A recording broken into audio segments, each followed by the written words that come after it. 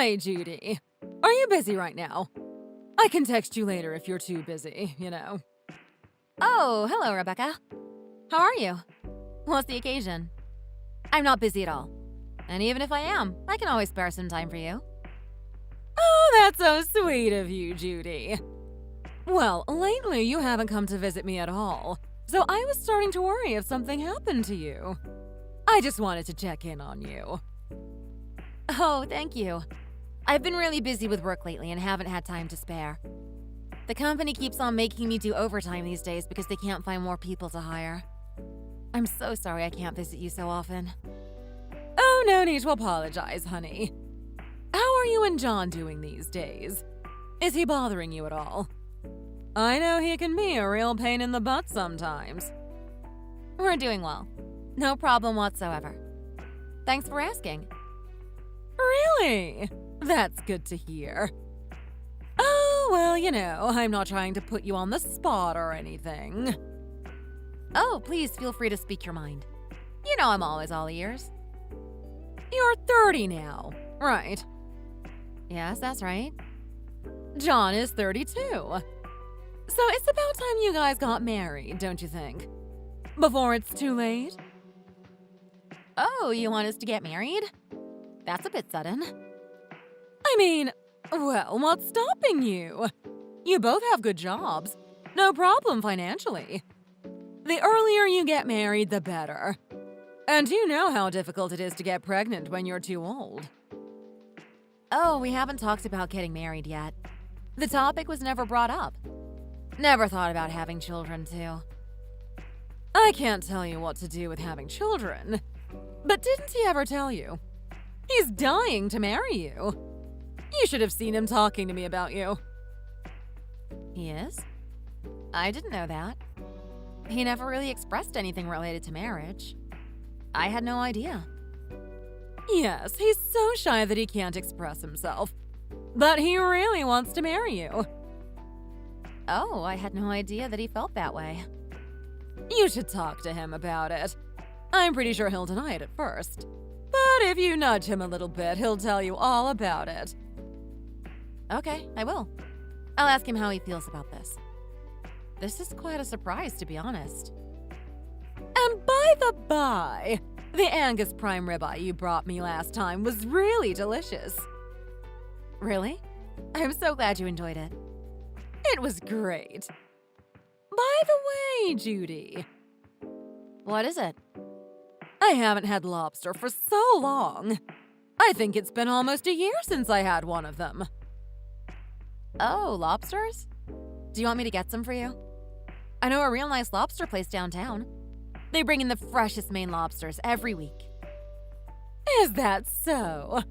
Just the thought of it makes me happy. Next time, please bring some lobsters from that restaurant. No pressure, Judy. I'm just saying. No worries. I'll get some for you next time. Thank you, honey. And make sure you talk to John about the marriage. Okay, I will. Take care.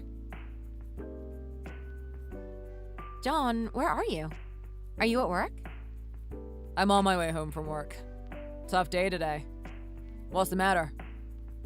Have you ever thought of us getting married, John?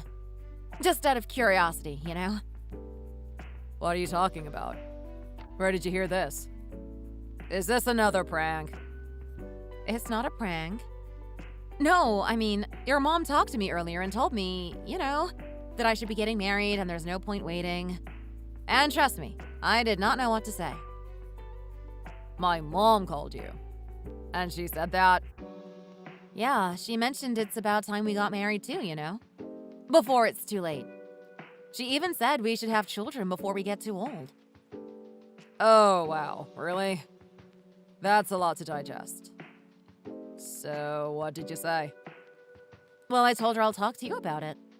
It is our business after all. Yeah, well, you're right. But you know, she's not so wrong after all. What do you mean she's not wrong? We've been dating for a while and we're both in our 30s now, so it's time to start thinking about marriage, don't you think? If we wait a little longer, we'll hit our 40s. What? Wait, so she was telling me the truth? What do you mean? She said that you want to marry me. And she also said that you always talk about me to her. My mom would just say stuff like that to you? I can't believe this. So, do you really want to marry me? Of course I want to. Don't you want to marry me too? Sure I do. I think you would be a great person to marry. Great, I knew you'd say that. Should we start looking into wedding venues and stuff? What? Already? What do you mean already? You said you want to marry me too? Yeah, that's true, but isn't it a bit rushed for all that? You haven't even proposed yet. Oh, I can always propose to you anytime. I will even buy you an engagement ring. Any design you want. But it's better to start looking into wedding stuff ahead of time. Hold on a second. You are going to buy me an engagement ring? Of course. What did you think I was, a stingy old Scrooge?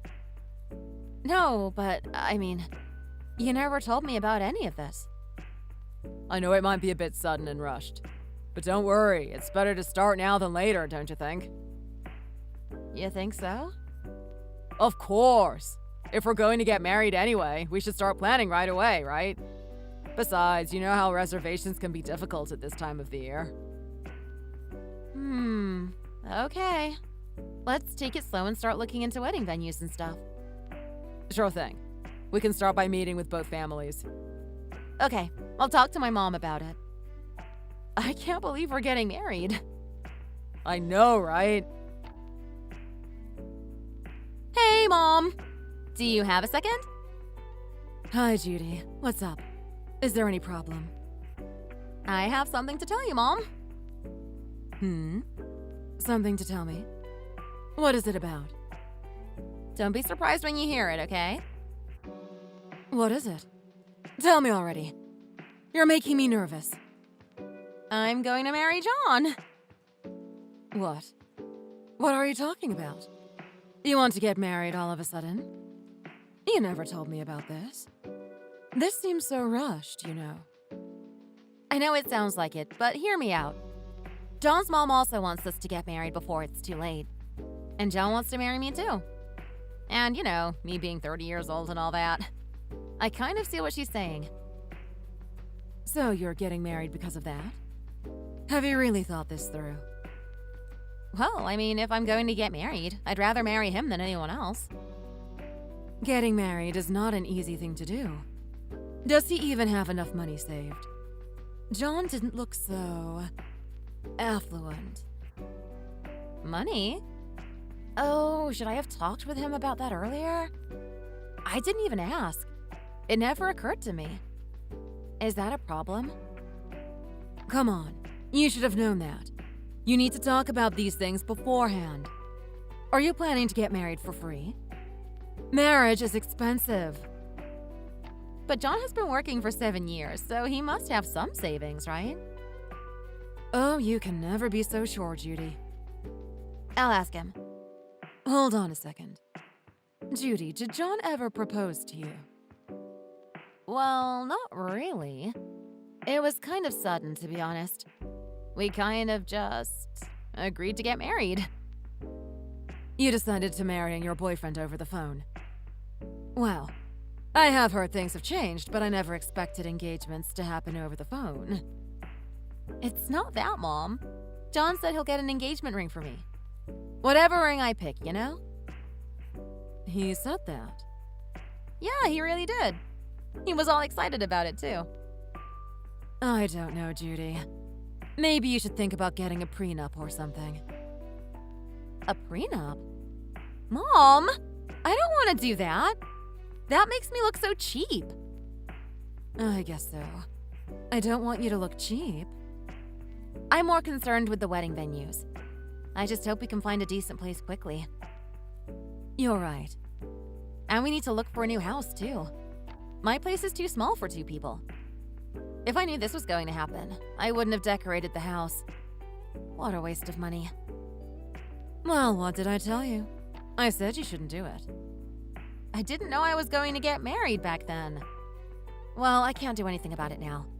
I'll have to sell this apartment and buy a new one.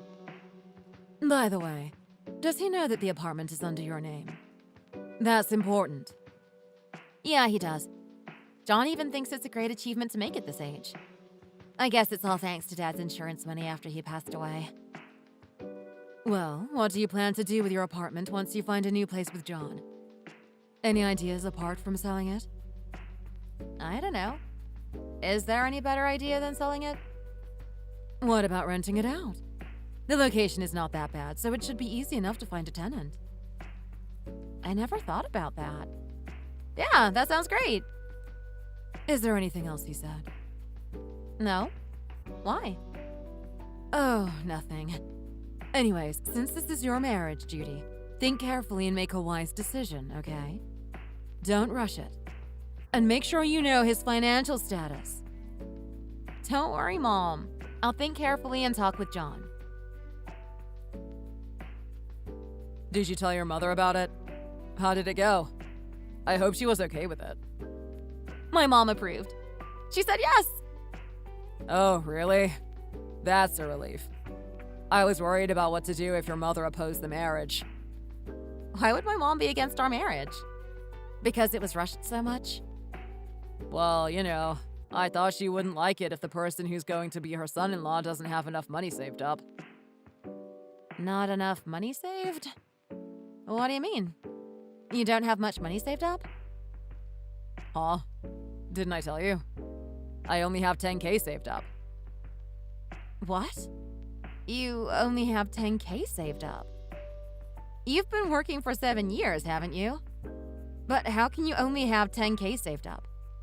What did you spend your money on? Don't act like 10K is easy to save up. Not to be rude, but, you know, you bought a house with your insurance money when your dad died. But it's hard for ordinary people like me to save even 10K. Besides, I can start saving now. I know, but still, your monthly salary is over $3,000, isn't it? I mean, only saving 10K in 7 years. That's too little. Gosh, what's wrong with that? Did you start dating me because of my money? No, that's not what I meant. Then how are we going to get married with only 10K? Well, first we'll combine my 10K and your money, and then we'll take it from there. Then what about our house? Where do we stay? We can start from your place, you know? We can start from there, right? No need for a new, bigger place. What? Start from my place? That's just a studio. It's too small for the two of us. Yeah, I mean, you're already living there, so why bother getting a new place? I'm pretty sure we can squeeze in together. But I was going to rent it out for extra income, or my mom was going to move in there. What? How did you come up with that idea? And we can't get a new house because we don't have enough money. I think me moving in is the best option. Oh my gosh. Then why did you suggest getting married in the first place? What are you talking about? We're getting married because I love you. We'll use your current home right now, but we could move when we save up more money. You know how expensive the housing market is. I'll cover the cost of the wedding with what I have right now. Is that okay, Judy? Oh, geez. I don't know, John. I'll take care of researching the wedding venue and everything like that. I promise. I'll ask around. Well, okay, I got it. You promised you'll do all the research. Of course. Great. Thank you, honey.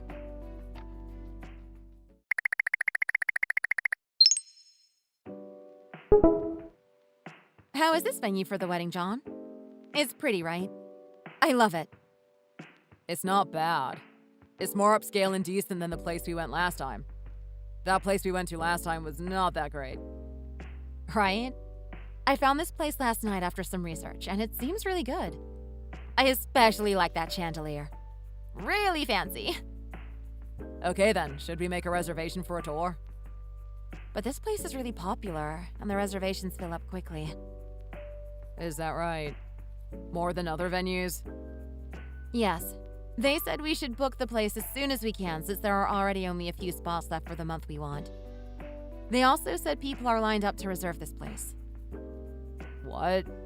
Isn't that just a sales tactic? I've seen salespeople do that to rush decisions. No, it's for real. My friend got married there last year, and she said she had to reserve a year in advance. It's almost pure luck we even found a slot.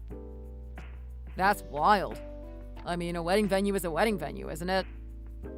If we want to marry at this place, we should book it right now, John. Okay, then let's make a reservation.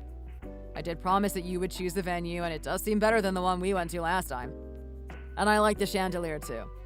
Really adds to the atmosphere. I know, right? All right, I'll make the reservation and let you know.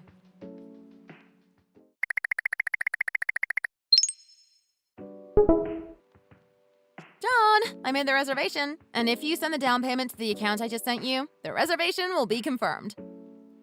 Really? That was quick. You must have really liked it. I really did. Send the money when you're ready. You know, you promised that you would cover the reservation cost. I know. I'll make sure I do. You have to send it. If you don't, the reservation will be canceled, so don't forget to send it. Got it? All right, I won't forget.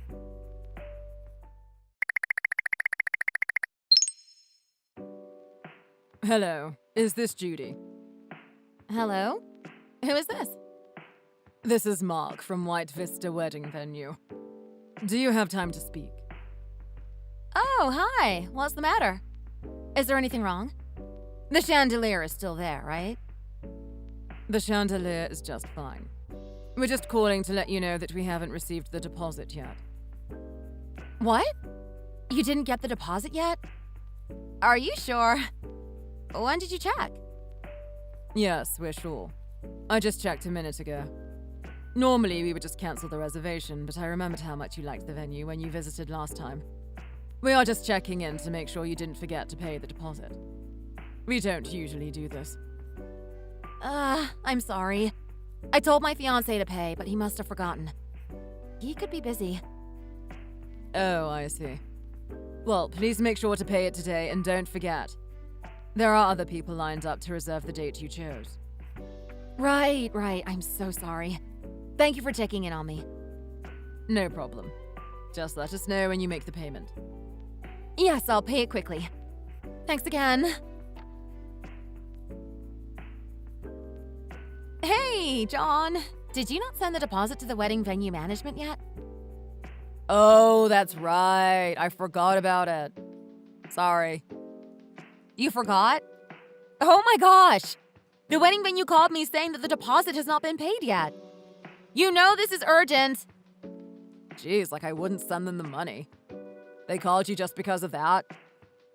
Oh my god, John. I told you they would cancel the reservation if you didn't send the deposit in time. So, did they cancel the reservation? Do we have to look for a new one? No, thank God. It hasn't been canceled yet, but they called to make sure to deposit the money today. Today, John! Oh, it wasn't canceled? I guess they're not too harsh in enforcing their policy, huh? Or maybe they saw your eyes sparkle when you saw the chandelier. Hey, I'm not in the mood for jokes. Please deposit the money into the account quickly. Like now! You know how much I love this place. I thought you liked it too. Oh, I liked the place. About the deposit, Judy. I don't think I can send it over right now. Not now? What's wrong this time? What do you mean, not now? The thing is, I can't transfer the money right now. What? You can't transfer the money? What does that even mean? Well, my daily online transfer limit is too low and the deposit can't be transferred. And I don't have time to go to the bank. The manager just dumped me with a whole bunch of work and left. What? Why is your transfer limit so low that you can't even transfer the deposit? I didn't even know that was a thing. Sorry, I forgot I was supposed to go to the bank. If you deposit the money for me, I'll pay you back later, I promise. I can't believe it. Okay, I got it. I'll deposit the money. Send me the money later. You have to pay me back, John. Okay, got it. Thank you, honey. I won't forget this time. Judy, what do you think of this car? Do you like it? A car? Mom, what is this supposed to mean? Are you buying a new car? No, it's not for me. Oh, well, I remembered seeing that John has been driving his car for quite a long time. Hold on a minute. You're going to buy John a car? No, it's just I want to give John money so that he buys a new car. What? You're giving John money? Yes. What do you think about using this money as a wedding gift from me? I'm pretty sure John will like it, but are you sure about this, Mom? Where did you even get enough money to buy a car? Of course, I saved it up. I mean, John will be my first son-in-law, so I think this would be a great present.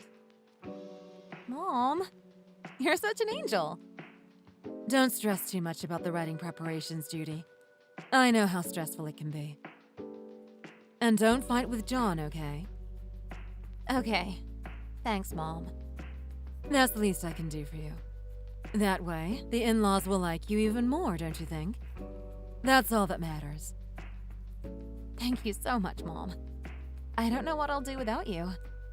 You're a real lifesaver. Don't mention it. If there's anything else you need help with, just let me know, okay? Okay, Mom.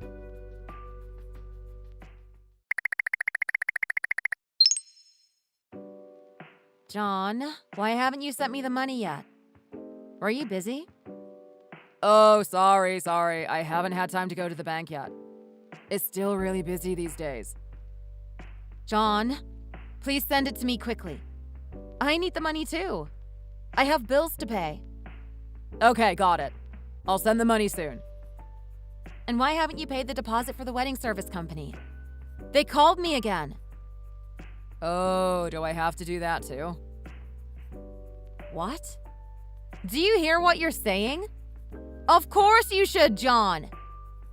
I have to pay for that too. I thought I only had to pay for the venue and that was the end of it. You do only have to pay for the venue, but, I mean, you haven't really spent a dime out of your pocket yet. You didn't even send me the deposit for the venue that I paid for you. If you're not paying for the venue, the least you can do is send the first round of payments for the wedding itself. I really thought I only had to pay the deposit for the venue. What are you talking about? I mean, your mother gave me money to change my car. Yeah, so? That has nothing to do with what I'm talking about right now. Well, I'm really thankful that she gave me the money. But that's not really enough to buy the car I want. The car I wanted is $40,000, and the money she gave me wasn't enough. What? Oh my God, John, what are you talking about? We have priorities, and right now your car isn't one of them. Yeah, I know. But I was planning on using the money for the deposit and the money your mother gave me to change my car. And it is my choice to spend the money however I want. Wow, John. Are you kidding me? Where did that come from? I mean, it is your choice how you use the extra cash my mom gave you to change your car. Yes, it's my choice. Exactly. Even so, we need to cover the costs of the wedding. Isn't that why you said you wanted to move in? To save money? While we're on that topic, you haven't bought a single new item for our apartment. Why should I? Almost everything at your place is new. I'm not wasting money on new home appliances. So are you saying that you won't use the $10,000 you saved for the wedding? No, it's not that I won't use it. I just think that it'll be more convenient for you if I change my car and have a nice car to drive around in. You also wanted a new car when we were dating, remember? Are you serious, John? I mentioned that once when we were dating. We don't need a car right now! Okay, geez. What's so wrong with the wealthier person paying for the wedding? Your family's a lot richer than mine. Are you kidding me right now? I can't marry you like this, John.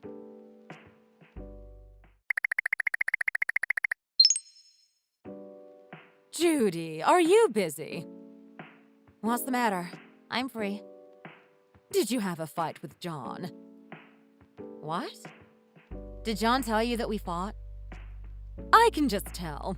He's been acting differently. Oh, yes, we did. Sorry if we had you worried. It wasn't anything serious. No need to apologize. But he told me that you ignored him for not sending the deposit to the wedding company. Did he say I ignored him? Yeah. He said you ignored him for not saving up during the 7 years of working. You know how it's difficult to save up money. It also seems like you're giving him a hard time only because you're paying more than he is. Rebecca, that's not true. That's not really nice of you, Judy. Besides, what happened to all the gender equality? Men shouldn't have to pay for all of this, you know?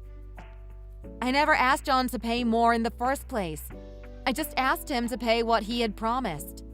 I didn't even ask him to pay for the whole thing. Well, Judy, you're obviously the richer of the two.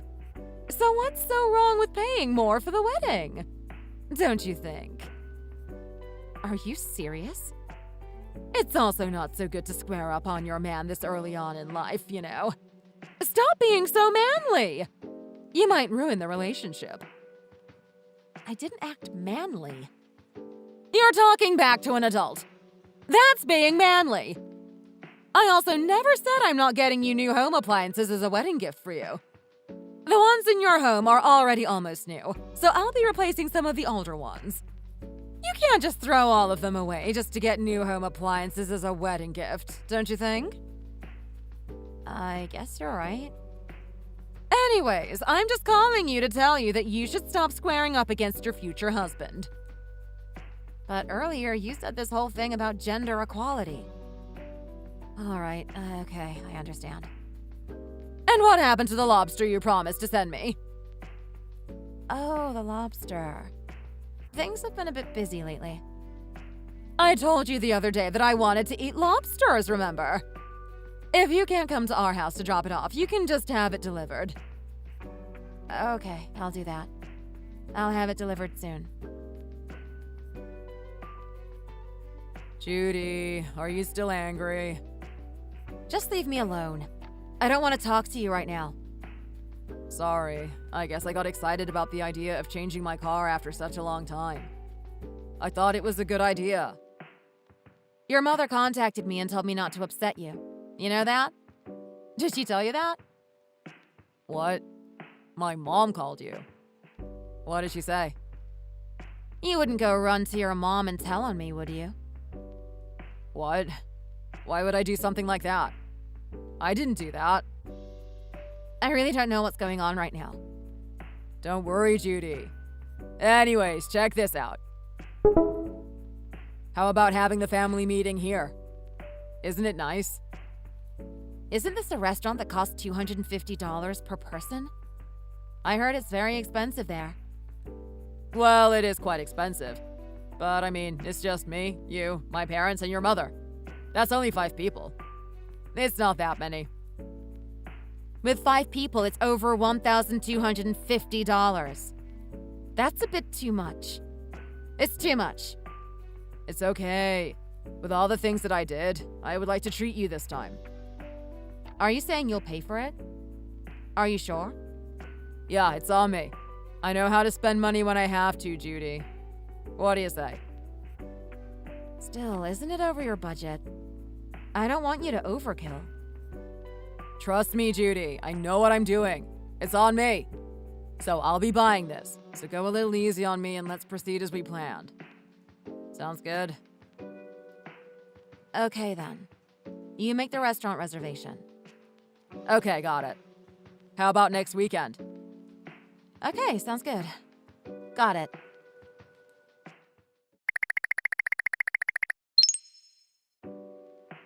We arrived at the restaurant first. Are you on your way? Sorry, John, we're stuck in traffic. My mom and I are on our way. Sorry. We'll be arriving shortly. No worries. Take your time. No rush. We're also waiting to be seated. By the way, you're really buying this, right? Come on, are you still saying that? How many times do I have to tell you? It's on me. Okay, got it. I won't ask again. We're almost there now.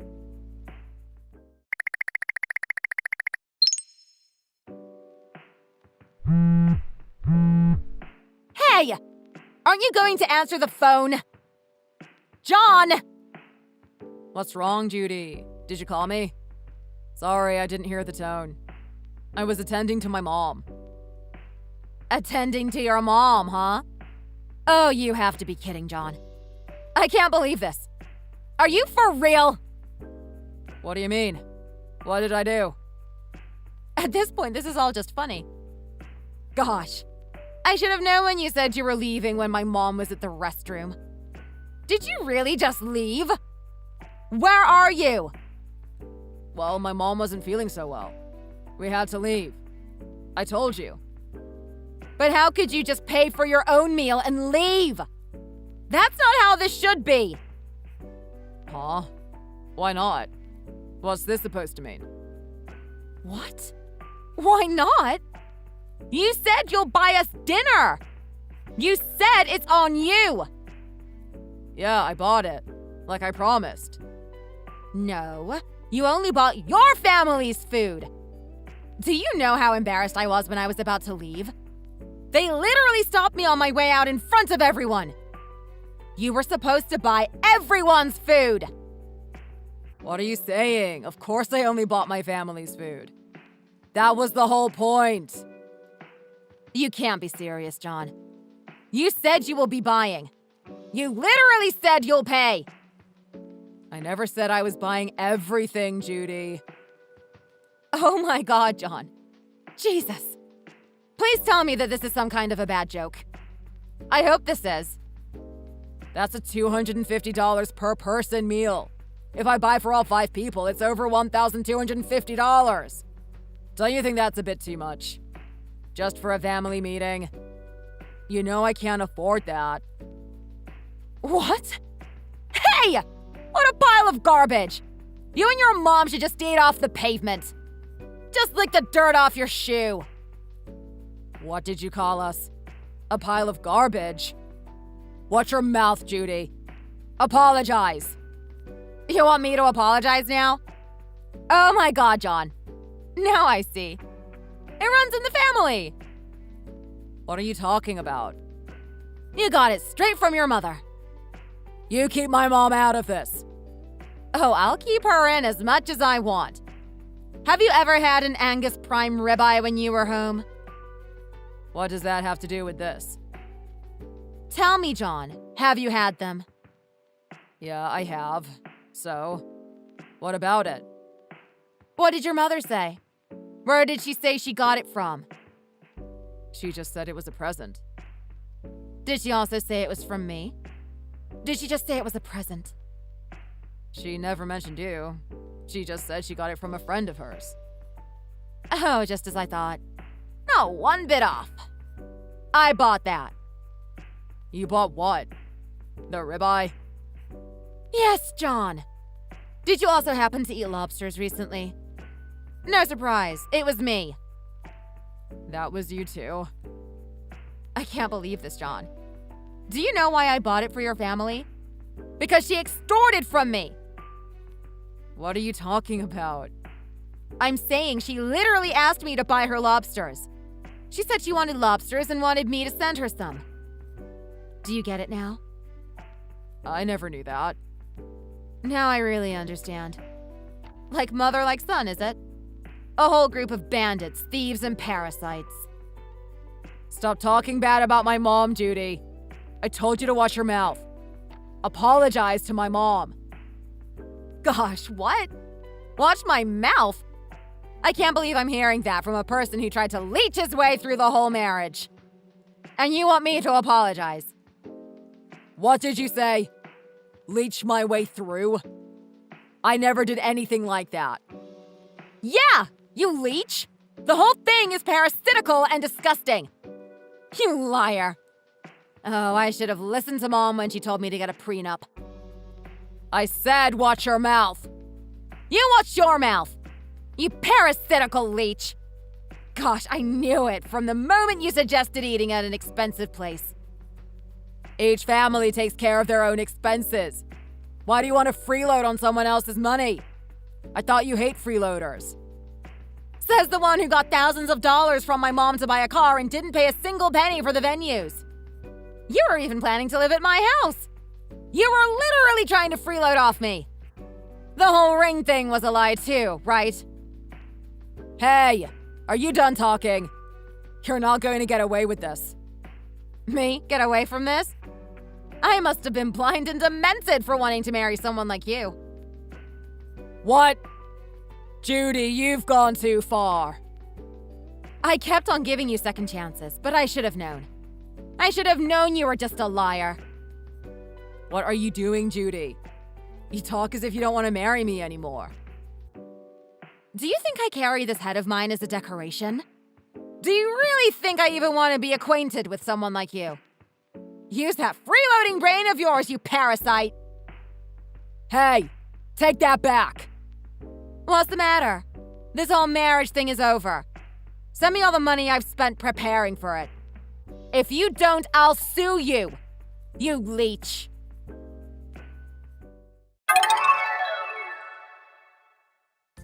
After that, I broke up with my boyfriend. Now, I can't say how lucky I am to have broken up with such a jerk. I don't know why I didn't see this side of him when we were dating. The liar that he is.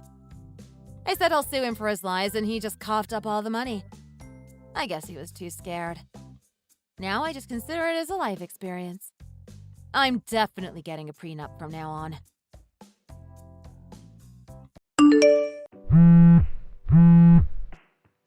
Brett, answer the phone. I need to ask you a few things. Come on. Pick up the damn phone. What the heck is wrong with you? I'm in the middle of work. This is a huge project I'm working on. If I don't get it done by today, my boss is going to come after me. This is important. Okay, I'm sorry. Okay? But please just answer the phone. What the hell do you want? Whatever it is, just text it to me and make it quick. Well, this is something that needs to be discussed now, or else we could be running low on more money than you think. It has to do with one of our credit cards.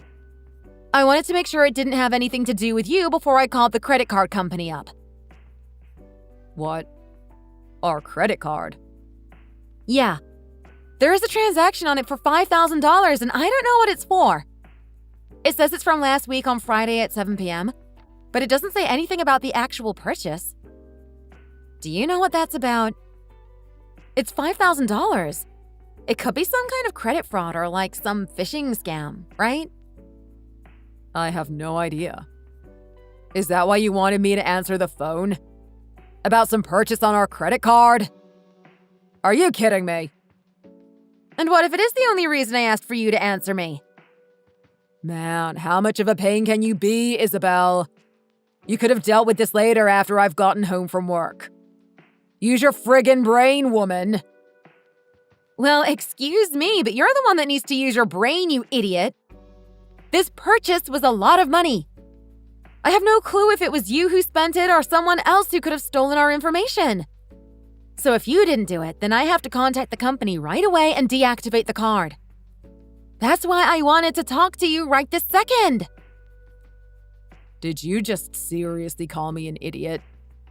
Am I an idiot now, just because I want to get my work done instead of sitting here talking about your problems? Yeah, this is important. If it's about something as important as our money, then yes. No matter what the situation is, you are never to call me an idiot. You need to know your place in this marriage, woman. Don't you dare call me that again.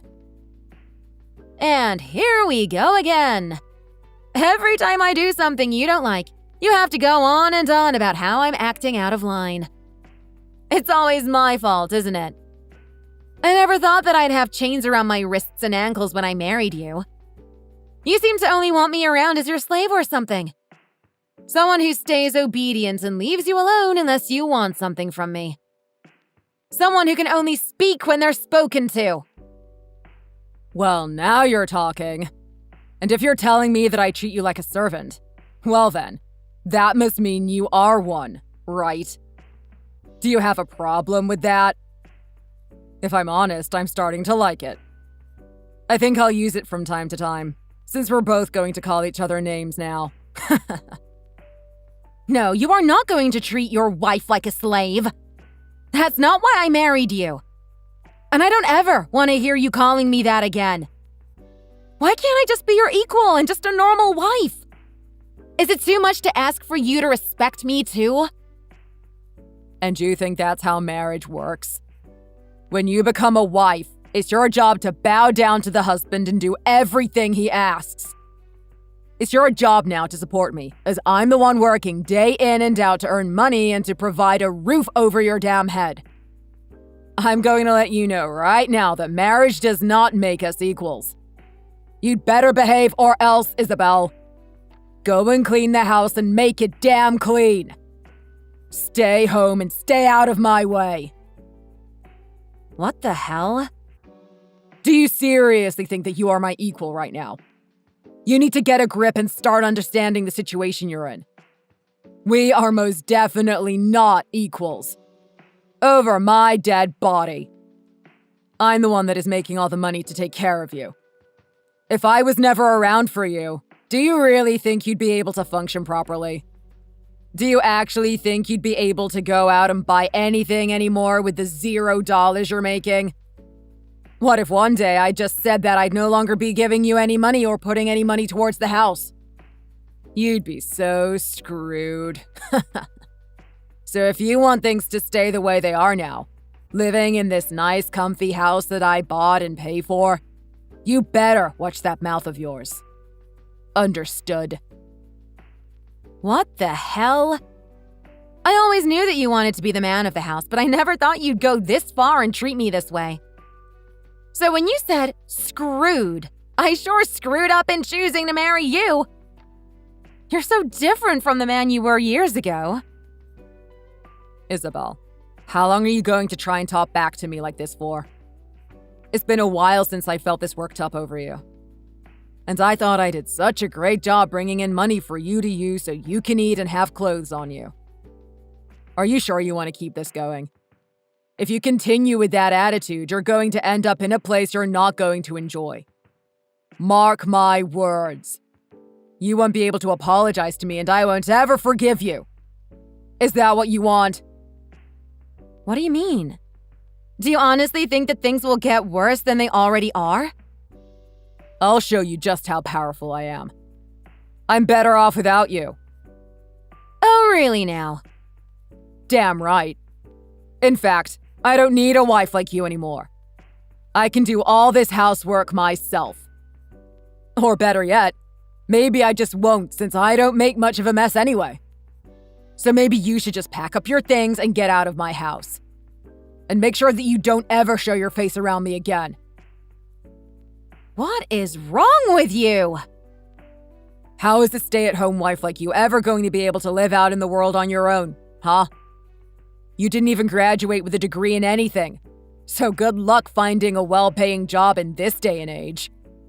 I'll be damned if I find that you have a decent job. I'm sure you'll just run back home to your parents though, right? It'll take you a day to get back to their place by car. But I'm sure that's fine for you, right? But that's right. The car is also mine, so you can't use that, huh? Do you seriously not realize how horrible of a person you are at this moment? I don't even recognize you anymore, Brett. All I did was ask about something related to our credit card, and you've taken it this far. Well, things to do with the credit card are what you have to deal with on your own, seeing as you're the housewife. You don't see me asking you to come into my office and help me with my job, right? So don't bother me about your problems while I'm in the middle of work. You're the worst wife I could have ever imagined. So that's why I want you out of the house. Go ahead and get all your things together before you leave. Because whatever's left of yours is getting tossed in the garbage. What the heck? This is all absolutely ridiculous. I'll never forgive you for this, Brett. You won't forgive me? Fine, then go right ahead and live your life then. You're only going to regret it. Especially when you don't even have a job to support yourself with. And if you try to get revenge, I'd actually like to see what you'll manage to do to me. This is getting too good. I really screwed up saying yes to you when you proposed to me, didn't I? But whatever. I'll be out of this house by the end of the day. And as for paying off these credit cards, that's all going to be on you. So you figure it out for yourself, okay? No, I don't think so. You were the one who found out about all of that, so you have to be the one to fix it. I have no idea what you're talking about. It has your name written on the card, not mine. So please stop trying to push all your problems onto me. All right, I'm going to get all my things together now, and then I'll be out of your way. You need to finish what you started, you cow. I can't believe you. Say whatever you want about me, but I'm not going to help you anymore. Or maybe this is you telling me that you can't deal with the credit card on your own? Shut the frick up, Isabelle. Good luck, you piece of crap. I hope you're happy giving that money away to some loser. You frickin' useless cow. I can't wait for you to be gone because all you ever did was give me a dang migraine. No man on this planet would want a wife like you who only talks back to him. I'm sure that you'll never find another man like me again, and I hope you suffer for it.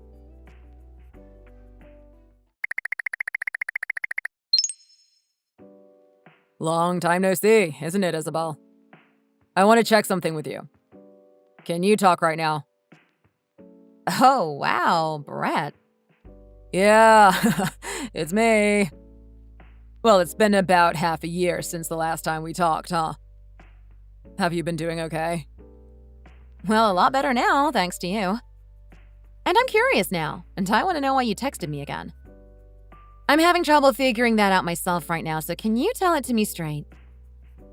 Well, I know that I did a couple of bad things to you in the past.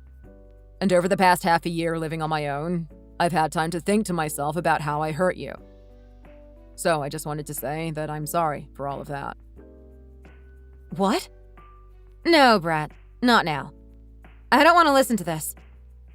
Do you think that by apologizing to me now, you can get me to forgive you? Because I have no reason to say what you did to me was acceptable.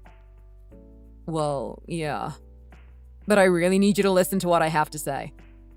You're the only person I can come and talk to about all of this stuff. What stuff? I have no need to hear you cry about all your current problems, so I think I'll pass. Go and find another poor soul to talk to. Well, just hear me out, okay? I want to see if back when we got married, you made a checkbook with the bank we were with or not.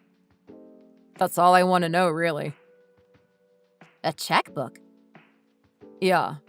Did you make one? No, I didn't make one. Why are you asking me this? Oh, right. Well, now I at least know. Why have you come to me asking about that now, though? What would happen if I did have one from the time we got married?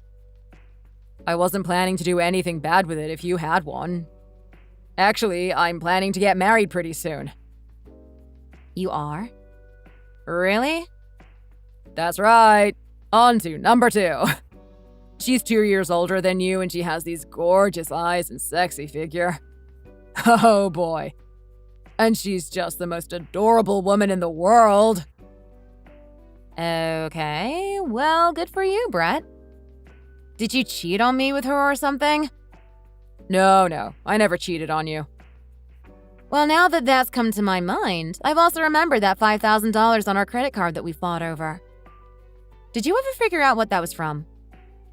Oh, that? Well, if you think that the money was spent on some affair, it wasn't. So, let me make that clear first, okay? Like I said, I never cheated on you. I only used that money back when I used to frequent the strip clubs with my boys from work. But that was all the money from my bonus, which I earned last year, so that shouldn't bother you at all. Oh, really now? But now that I'm getting married to this new lady, I'll never do anything like that again. I don't know how to explain it, but we were made for each other. You know? Everything just works so well between us. I love her. Stop that. I told you I don't want to hear it. What's the matter? Do you still have feelings for me? As if, Brett. Get your head out of the clouds. I told you that I don't want to listen to you because it's disgusting. So shut up already. I don't have time to listen to you ramble on about how much you love some other woman. You're so boring. Well, I'm just happy you got me to realize that I didn't need you anymore. So that's another thing I need to thank you for. All the horrible times we spent together. That just made me realize that what I really wanted from a wife was someone like her. So I just can't thank you enough for making me realize that. Whatever, Brett. And I'm sure that there will be some other things that come up that I'll need to talk to you about soon enough. So when that time comes, you'd better be here for me. No thanks. I don't even want you talking to me anymore. No, I'm being serious about needing to come back to talk to you at some point. I'm sure you already know this, but my parents still really like you for some reason. So I'm afraid that if I tell them that we got divorced, they'll cut me off. So whether you like it or not, we are still going to have to talk sometimes. Are you listening to me, Isabelle? What the heck? Hello?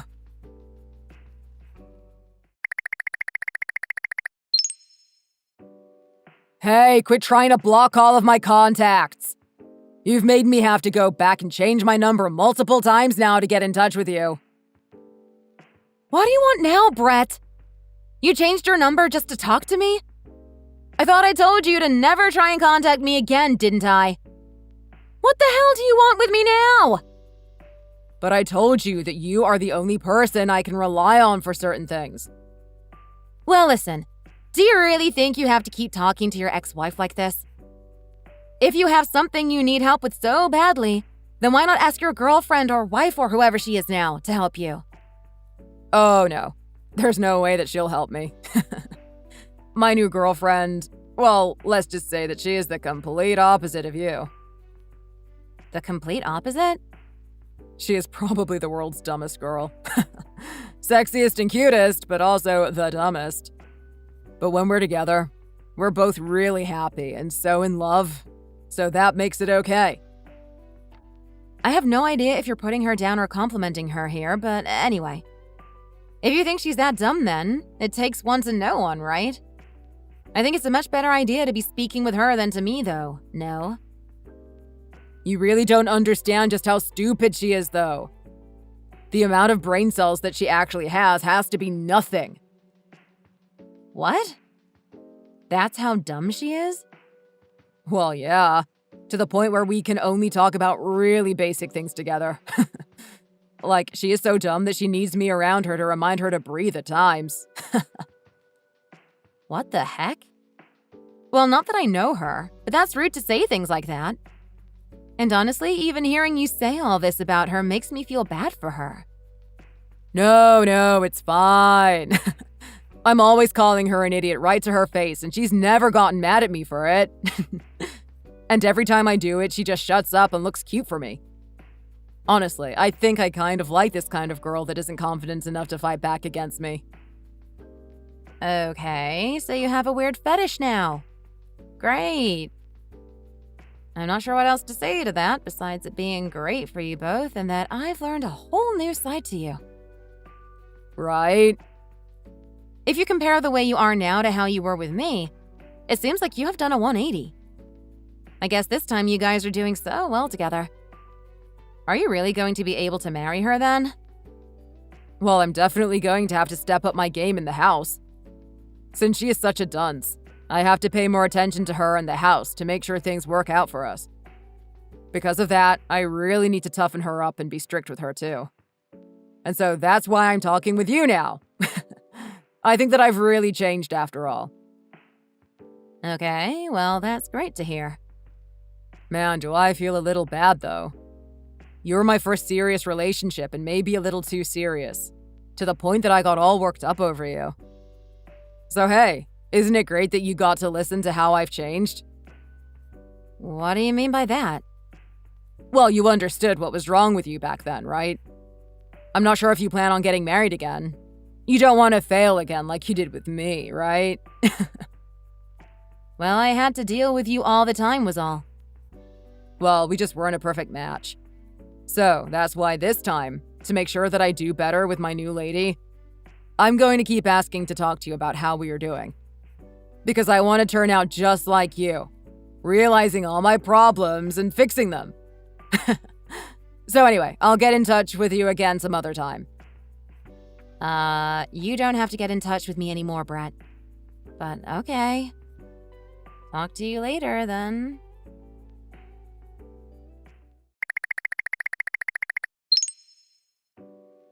Man, was I surprised by today.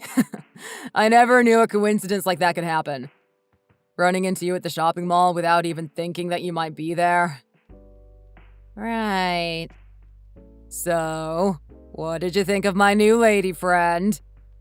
She is a hot piece of woman, is she not? Well, I guess you could say that. And talking about you, you seem to have aged a little, huh? What? Well, just the way you look today, in your clothes. You look tired. Although I have to say that I noticed that you were a little interested in me again. What the heck? The way you acted towards me gave it away, Isabelle. Are you thinking about giving me a second chance or something? All I have to say is that you've really changed, Brett. You were acting all floaty and stuff like you had no worries in life. Well, I suppose I am pretty problem-free for now. Probably because I have my hot girlfriend with me all the time and we are oh so happy with each other. Well, that is just so wonderful for you. And I need to ask, where did you end up meeting her? You told me last time that you weren't cheating on me with her before the divorce, so... Oh! So you are a little interested in me. I'm just asking a question. How does that translate to me having any interest in getting with you? I'm just a little curious, is all.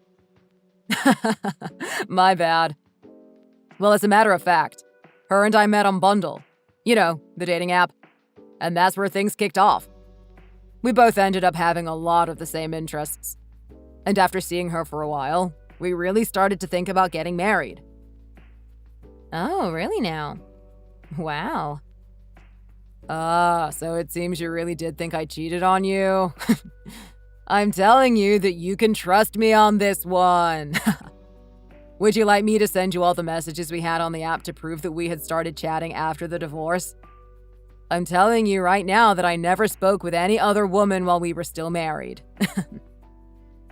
I don't really care to see those messages. It's not even like I've been able to find any evidence of you cheating on me anyway. So I don't have a chance of getting any money from you, even if I wanted to. Okay, then good. But I'm being serious when I say that I have never cheated on you, okay? Oh, I have to go now. My girlfriend is going to be showing up any minute here, so I'll need to tend to her needs, if you know what I mean. I'll talk to you again later. Again? I'm telling you that you don't have to speak to me anymore. Go ahead and just focus on having fun with your new girl. Oh, I will. And you too, Isabelle.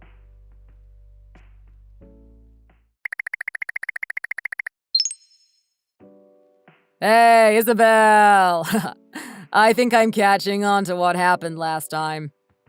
You must be friends with my girlfriend or something, right? For Pete's sake. What do you need to talk to me about this time? Are you still talking about what happened before? You know, I'm talking about what happened at the shopping mall. Ah, right. So I guess I was right. Did you hear this from your girlfriend? I sure did. She told me that she knew you, and so things might have been a bit stressful between you two. And I never even knew any of that until today. Really now? But I wouldn't really go as far as calling her my friend. Heck, I wouldn't even say that we know each other well enough to say much to each other. When I had met her with you at the mall, I sort of made a disgusted face, didn't I? Well, I just thought that was how you women communicated to each other. Maybe you were just upset because you still want me. Honestly, my lady said the same thing about pulling a bad look towards you. I guess she did. But since you know her well enough now, you can just call her your friend. I mean, you both did introduce yourselves to one another, right? So that must mean you both are interested in some kind of a friendship, right? Well, I guess you introduced yourself by saying that you're my ex-wife anyway. I suppose that was just you trying to take a friendly stab at her or something. Haha. My gosh, Brett. You talk so dang much.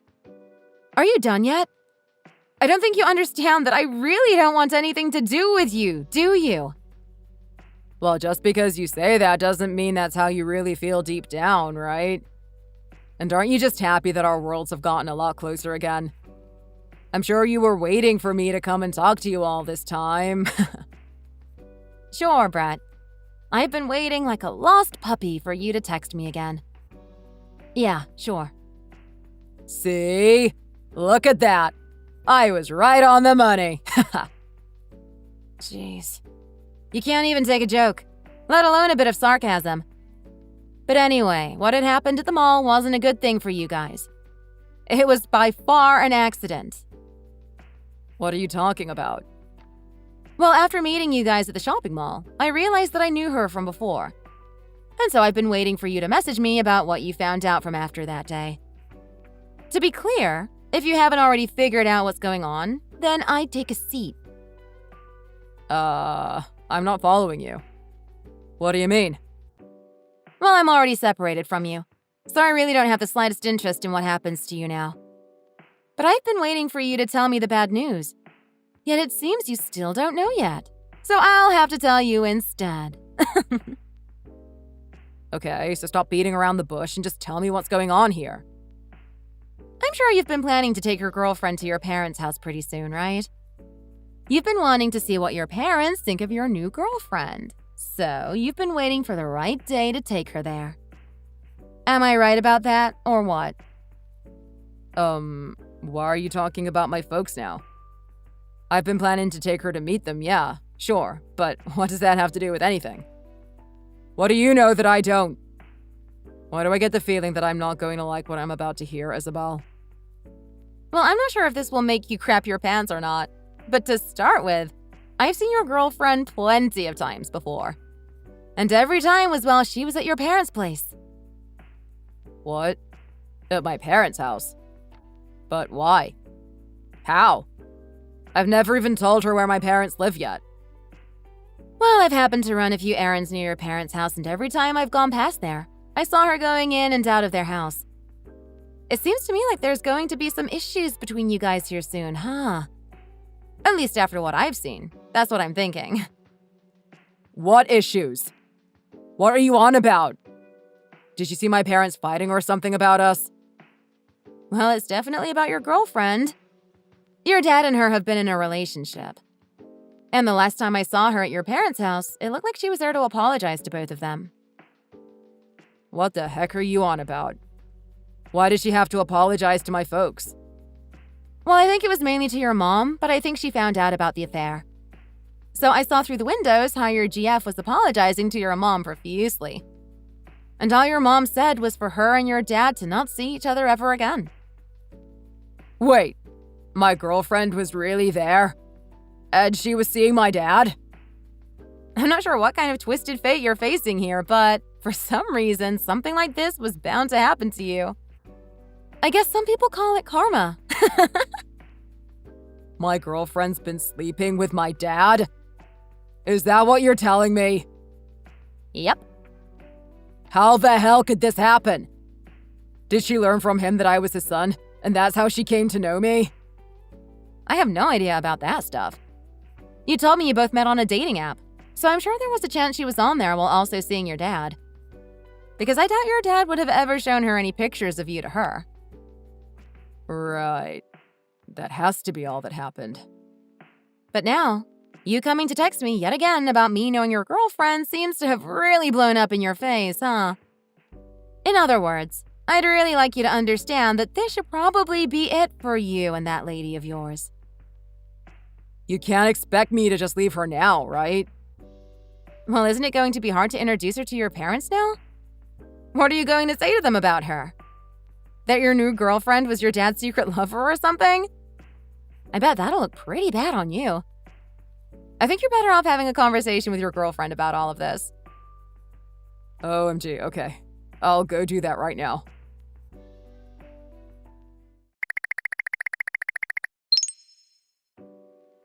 Hey, Heather, can we talk a little? We need to talk about this. I just heard some things from my ex-wife about you. Oh, hey, yeah. What could it be? Oh, wait, don't tell me. Let me guess. Did you find out about me and your dad? Oh, man. So, is it true? Heather, are you kidding me? All right, that means you have.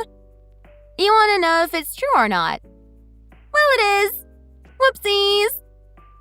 Whoopsies? You think that's the reaction to give here? To be honest, your mom especially got pretty dang mad at me, so I don't want to be with you anymore. Honestly, I don't think I have it in me to tell your parents that I'm your girlfriend now either. That would make things way too complicated. And we wouldn't want that, right? So I'm sorry, but you and I are done. Hold on just a second, Heather. I'm really, really sorry, Brett. I'm so happy that you decided to propose to me and everything that came with that. Wait. I don't care what'll happen with my parents and me, but I want to marry you either way. I'll find some way to make things right between all of us. So just have some faith in me. So, please. I'm telling you right now that that is too much for me. I mean, you are my ex-boyfriend's son? Can you believe that someone would accidentally hook up with their ex's son like this? To me, that's a little too crazy and gross. Yeah, I'm sure none of us wanted things to be this way, but I still love you. And I'm saying that as much as I loved you, I can't anymore. Things are just too weird between us. I knew something about you two were similar, especially the face. I guess you can tell what type of guys I'm into now. So, besides all of that, I'm so thankful that we were able to spend so much time together having fun while we could. And honestly, you are much better in bed than your dad. What? Stop messing around about this and take me seriously here. Hey, at least give me back that engagement ring. Hey! Yo! I'm telling you, you can't keep that ring. It cost me $5,000 and I want that back.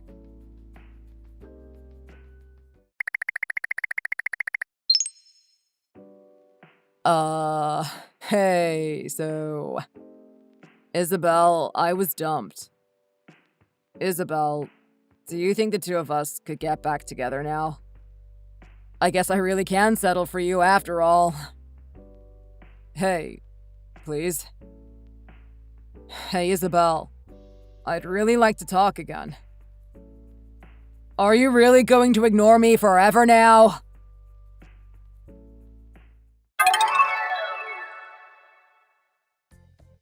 I totally forgot about the fact that Brett might try and talk to me again. But either way, I had already gotten a new phone and changed my number.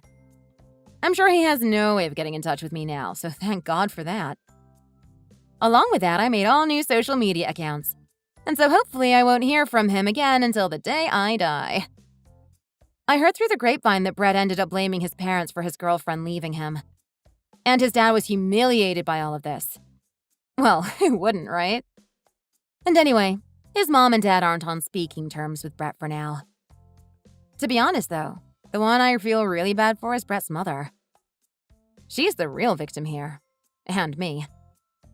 But what's good is that his mom will take Brett's ex-GF Heather to court. At least, that's what I heard.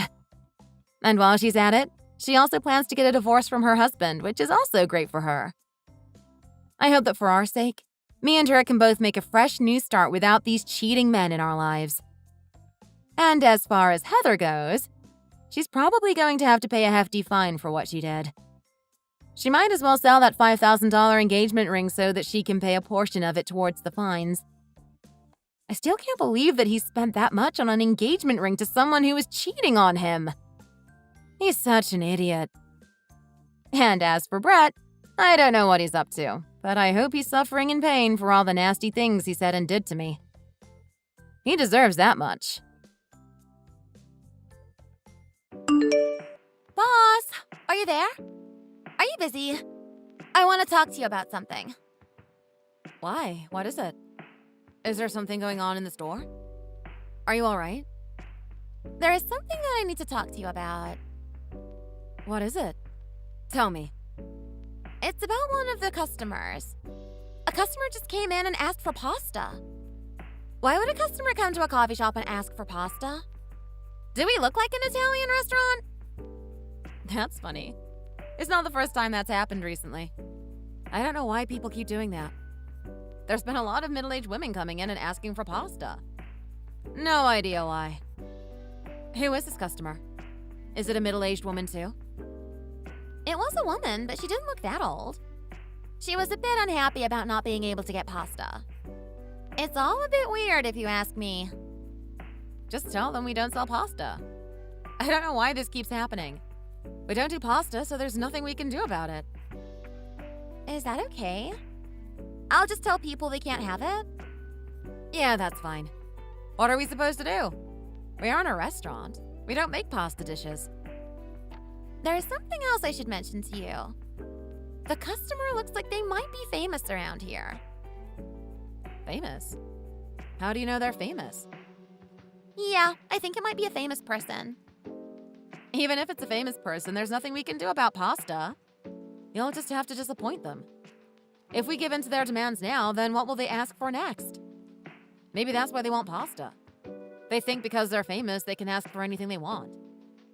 Sorry, I should be nice to my regular customers, not random celebrities. Okay, I agree with that. I'll make sure to tell everyone who asks that we don't serve pasta here. You go ahead and do that. If they come back and do it again, then just let me know. I should keep track of how often this happens. Okay. Are you going to come here today? I've got something to do today, so I won't be coming to the shop. I'm sure you can manage on your own. I know you're a smart girl. You just clean the place up when you're done and close the shop. I know you can do that. Okay, I'll do that. You can count on me. Thanks for all your hard work.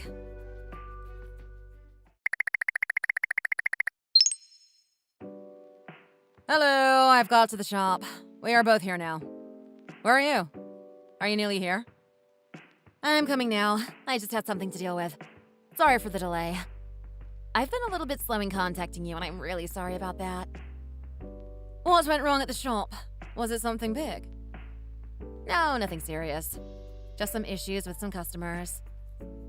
Were they being rude again? A lot of people do that. You should be used to it by now. You're not making it any better, are you? Someone came in and asked for pasta again. I don't know why. A lot of people have been doing that recently. There's people like that everywhere you go, so try not to let it get to you. But if they wanted pasta, then why didn't they go somewhere else? The first time someone asked for pasta, they said it was for their child. You could start selling pasta there. It might be a good business move. Would you do that? I don't think it's a good idea. I think we should just focus on coffee. I think you'll just have to get used to irritating customers making stupid demands. It happens a lot these days. You can say that again. I wonder why people are becoming more and more rude. You have any ideas? No idea, to be honest, but I have noticed it happening too. I think it might be a good idea for you to start selling pasta anyway. Really? Yeah, you can just cook some pasta. How hard could it be? Then you could serve it to your customers. I'm not so keen on the idea, to be honest. Especially if people are bringing their children to your shop. They might want some food for their children. If you had children yourself, I know you'd feel the same. I don't have kids, so guess I wouldn't know. If you became a mother, then I think you'd really understand the situation better. Why don't we talk about something else? Oh, okay. I'm about to arrive at the shop now, so I'll see you soon.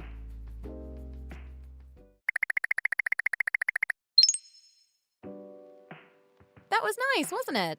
I really enjoyed it here. You two guys get home safely. I'll pay the bill. I'm pretty sure it's my turn to pay. Yeah, nice to see you. Get home safely. So nice to see you all again. I'll see you again soon after I go on vacation. It's my kid's birthday soon, so we're going to a nice hotel. Do people do that? I thought the kid was only 2 years old. Isn't that a bit too much for a child? No, it's going to be great.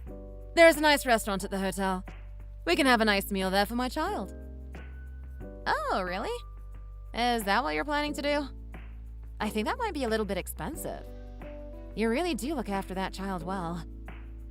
I think it's only normal to have a big party for a kid's birthday. He may be young, but we should really treat him as well as we can. I don't want him to feel neglected. It might be expensive, but I think it's really worth the money. I like eating at nice places too. I don't want somewhere cheap. Are we invited to this party? Yeah, sure, if you want to come. Is this going to cost me a lot of money? How much is it going to be? I don't think it will be that expensive for you. You've got a business, you earn a lot of money. I know that you're used to luxury and expensive things. This hotel might even be a step down for you. I will be buying some presents for my son too. Maybe you can buy him a present as well. That would be really nice. Oh, you want me to buy him a present? Isn't that a good idea? I think it's only normal that you buy presents for your friends' children. Don't you agree? You know I'd do the same for you if you had children. Okay, I get it. I'll get something together for the party. I guess it would be a nice gesture. Thanks so very much. It's really nice of you.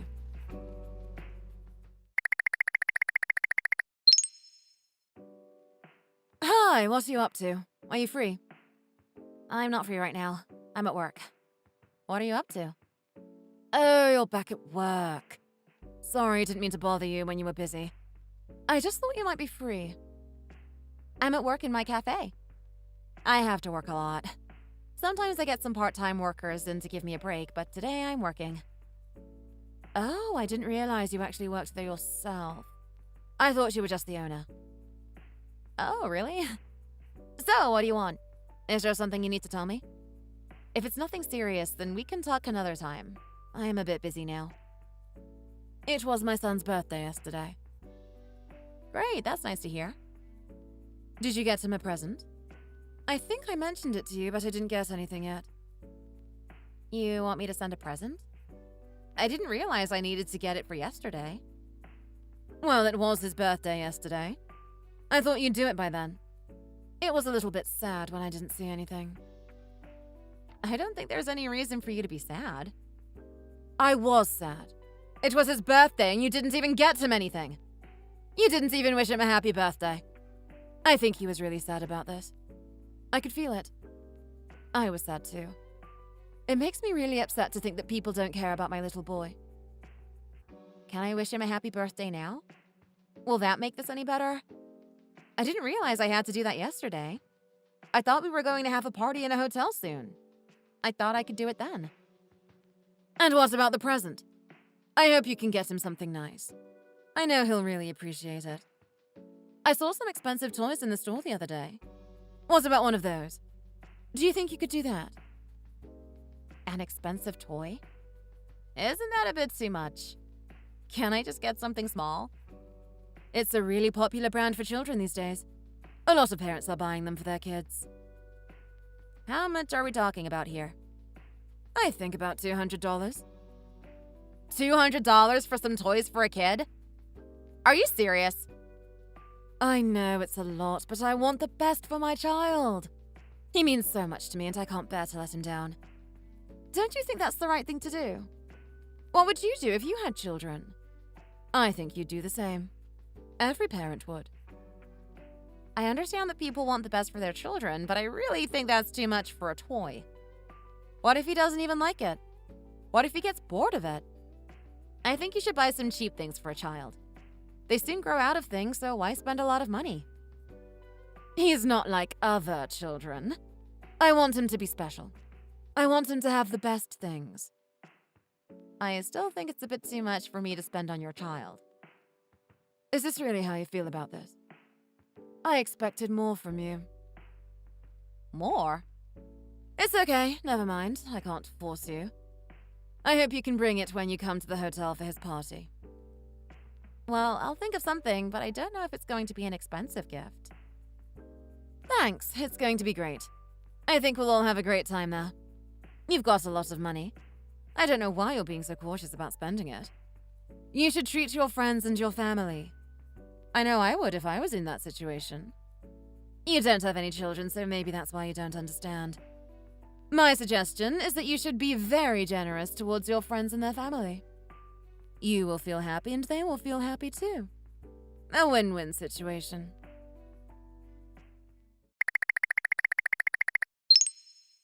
Are you ready for the opening of your second store? I'm ready for it. I've worked hard for this, and I'm so happy to be opening my second store. I hope it's just as popular as the first. I hope business goes from strength to strength. You did really well with your first store, so I wish you a lot of luck with your second too. This is just the beginning for me. I hope to one day have a whole chain of stores all over the country. You've got a good idea, and this is a great location for it. You're really lucky. Thank you for letting me rent this place. I'm lucky I met someone like you. Don't mention it. It's good for the both of us. Thanks. I hope I can work with you more in the future. We can grow together. We should get together to sign a contract soon too. Now that you're ready to open, we should get that done. Okay, we can do that. See you again soon.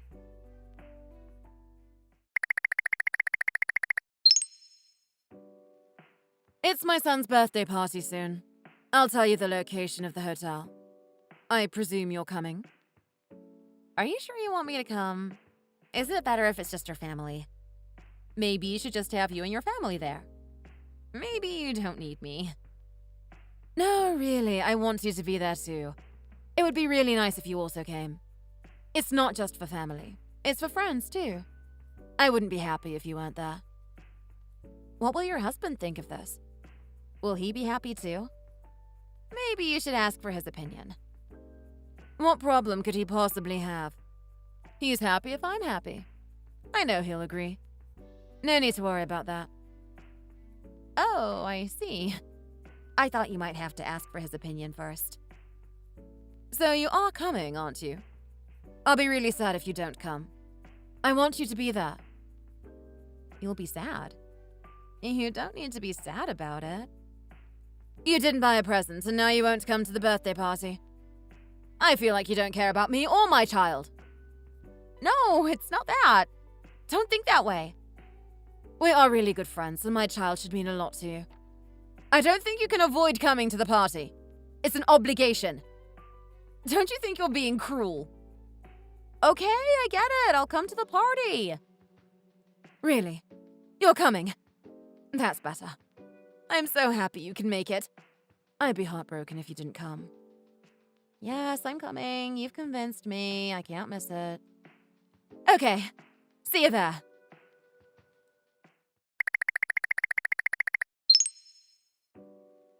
Where are you? Why aren't you here yet? What's taking you so long? Sorry, I'm stuck in some traffic. It's really busy here, so I might be a little bit late. Sorry about this. Don't you worry. I'll be there as soon as I can. I wouldn't miss it for the world. Why do you have to be late for such an important event? I always suspected you didn't want to come. No, I'm coming. I'll be there very soon. Don't you worry. Hurry up, please. We're all here waiting for you. We want to get the party started. Sorry, I'm coming now. I'll be there soon.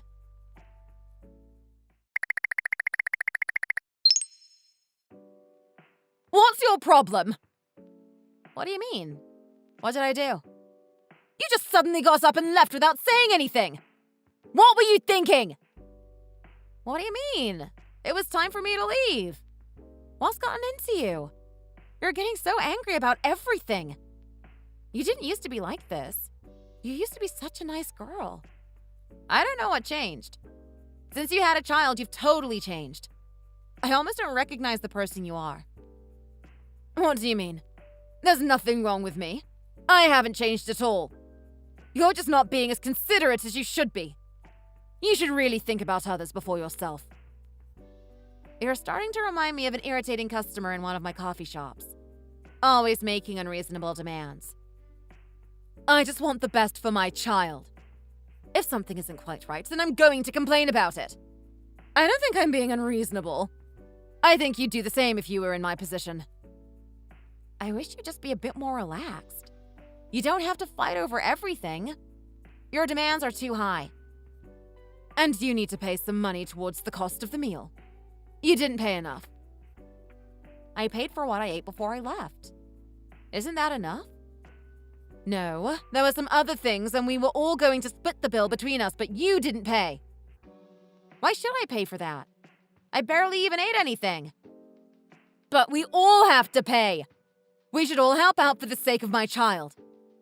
You don't understand because you don't have a child yourself. You would know if you did. Maybe you care a lot about your child, but that doesn't mean that everyone has to do so. Have you said enough? How can you be like this to me? If you had a child, I'd do my best to make you and your child happy. Why can't you do the same for me? Why do you have to be so mean? Don't you think my child deserves a world of attention and care? There's nothing wrong with your child. It's just the way you're behaving that's the problem. Why do you have to treat everyone else as if they owe you something? We don't. You're crazy. Is this the way you want to live your life? Not even caring about other people? Don't talk to me again. I don't want to see you anymore. This is the last time I'm going to put up with your attitude. You've been so nasty to me ever since my baby was born. I think you're just jealous because you don't have any children. Really? Why do you have to be like this? Why say these things?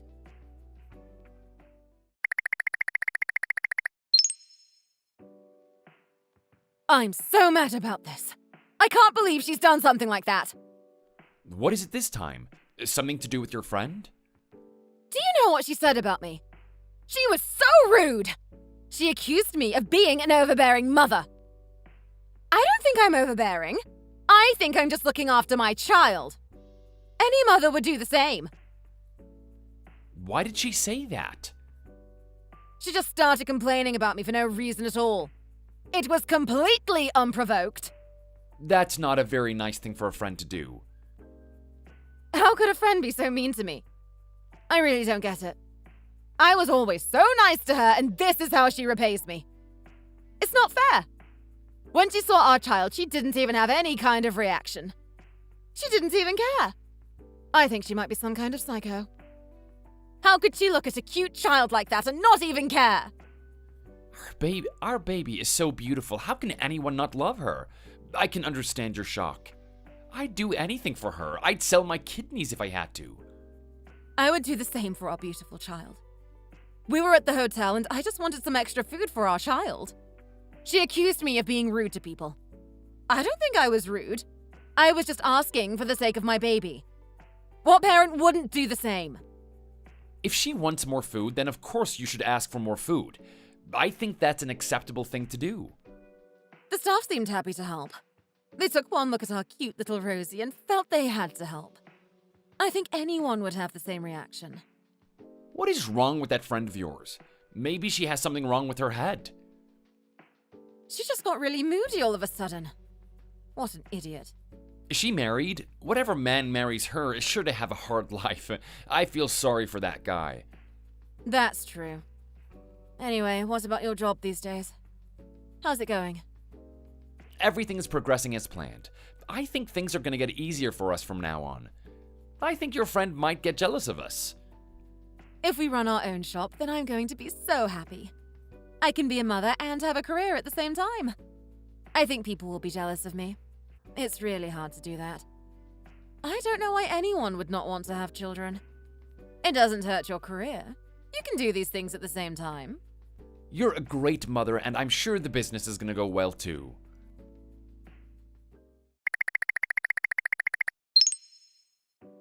I've signed a contract. We're going to have our own shop. That's amazing. So we will be the boss from now on? It's a dream come true for me. That's right. We can work on this and try to make a great life for ourselves. Amazing. I'm so excited for our future. Who knows what will happen? I think things will be easier for us. Now that we have our own business, we can do whatever we want to do. We don't have to work for other people anymore. Our baby is so lucky to have such good parents. We're both going to be the boss. She sure is such a lucky girl.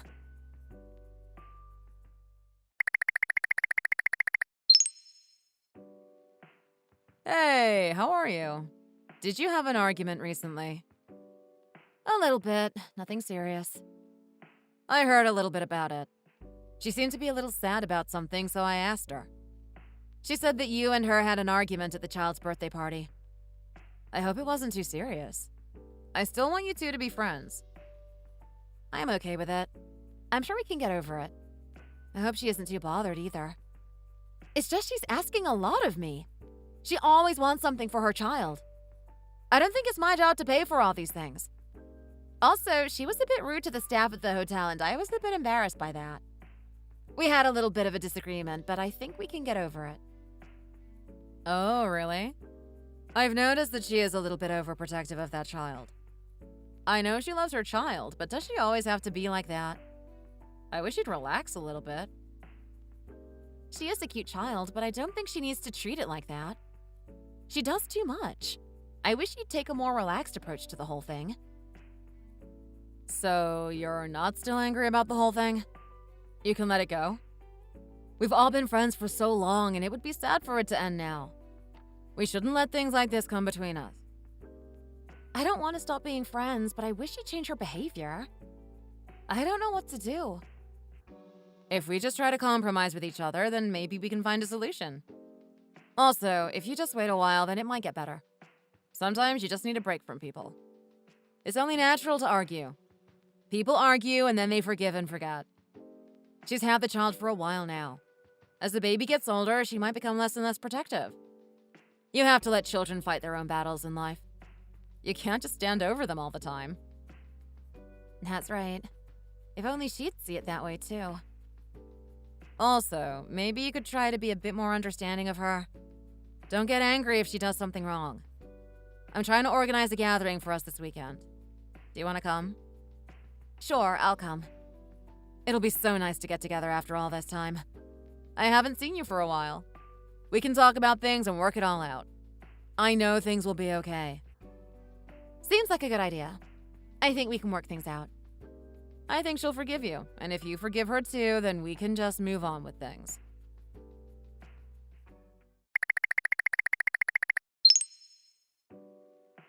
Hey! What is it? What now? What's wrong with you? Always trying to cause trouble. What did I do now? Stop trying to shift this onto me. I didn't do anything. I don't even know what the problem is right now. What is it? Tell me. I thought we were going to forgive and forget about the past, and now here you are trying to start something again. Why does it always have to be like this? You're getting worse and worse as time goes by. What are you angry over this time? You nearly hurt my child really badly. I can't believe you would do such a thing. You are supposed to be taking good care of the child. Don't blame it on me. The kid was running around the shop causing all kinds of trouble. It's not the responsibility of staff to look after your child. That's what you're supposed to be doing. It's your coffee shop and your staff should be looking out for customers in the shop. That's their duty as staff members. No, it isn't their job to do that. They are just serving coffee for the customers. They aren't looking after children. It's not a kindergarten. You should keep control of your kids at all times and don't blame someone else when something goes wrong. My child is hurt. Aren't you going to take some responsibility for it? No, I'm not. It's your job to look after your children, not mine. Why are you being like this? Are you even my friend? How can you be so cold-hearted and uncaring? A child was hurt in your shop and you don't even think it was your fault. It's just crazy. You're the one who's behaving badly here, not me. I should ask the same things about you. Why can't you see that it's your fault and no one else's? It's only natural that children want to go running around and have fun. It can't be helped. Why don't you understand this? I'm sure I've told you this before. Your child is beautiful and cute in your eyes. But other people think children are annoying. You can't just let them run around and expect other people to look over them. Don't you even care? What about your employees? Don't they care either? Even if you weren't in the shop, it would still be your fault. At the end of the day, it's always your responsibility to look after your children. Stop trying to blame it on others. Well, just wait until I open my own shop. I'll create a much better environment for the customers. Children will be safe in my shop. What do you mean? Open a shop? I'm going to be opening my own shop with my husband. It's going to be much better than your place. You won't be able to compete with us. If that's what you want to do, then good luck with that. But it won't be easy for you. You'll see when you start business. You can invite all of the mothers with their irritating children into your shop. I can only imagine how that goes. Good luck in trying to stop the children getting hurt. You'll see. I know I can do a good job of it. If you insist.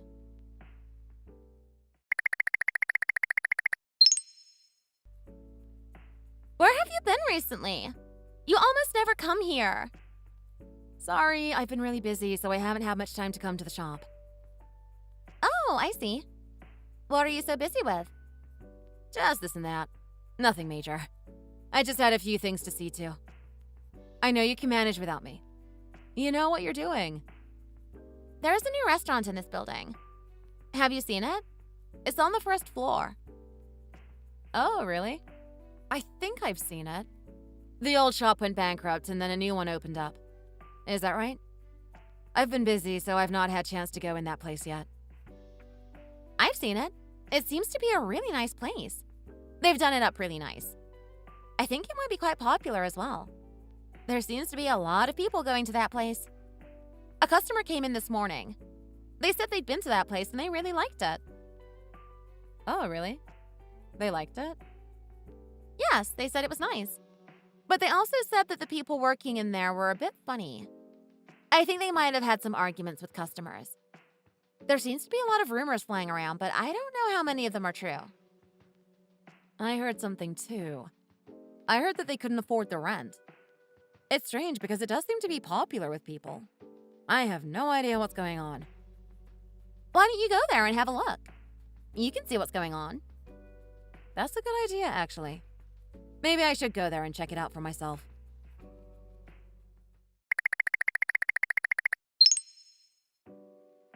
Hi there.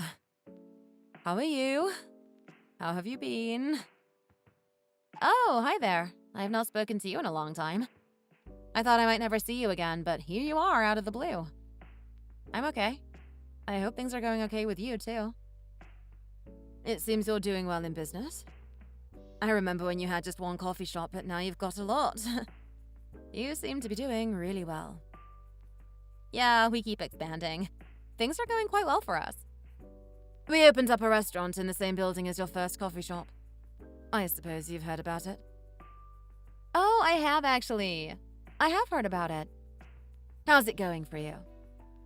It's okay, but it's not making as much money as we expected it to do.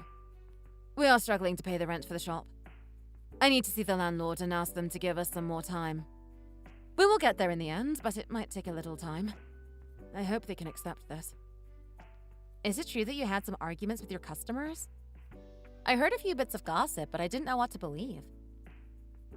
Yes, it's true. That did happen.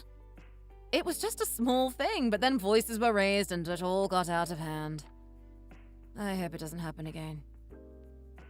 I think you really need to learn how to control your behavior. You can't just get angry with people all the time.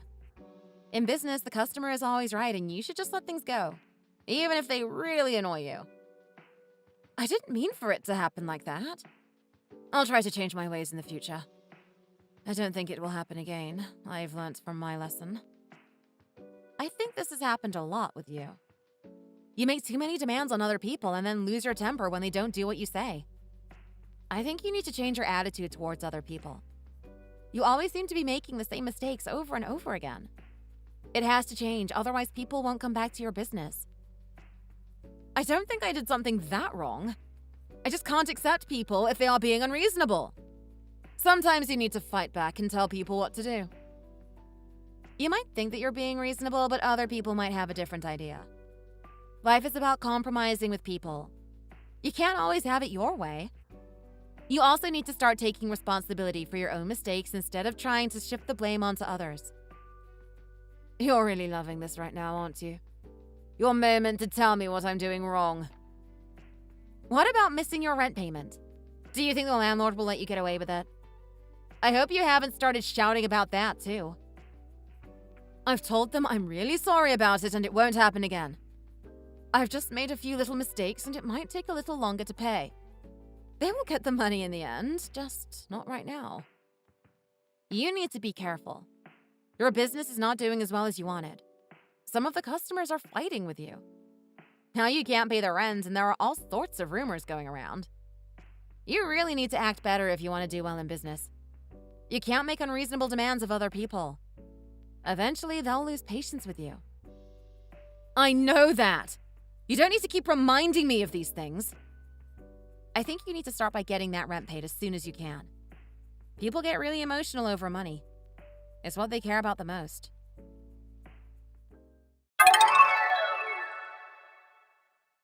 It wasn't long before her shop closed down.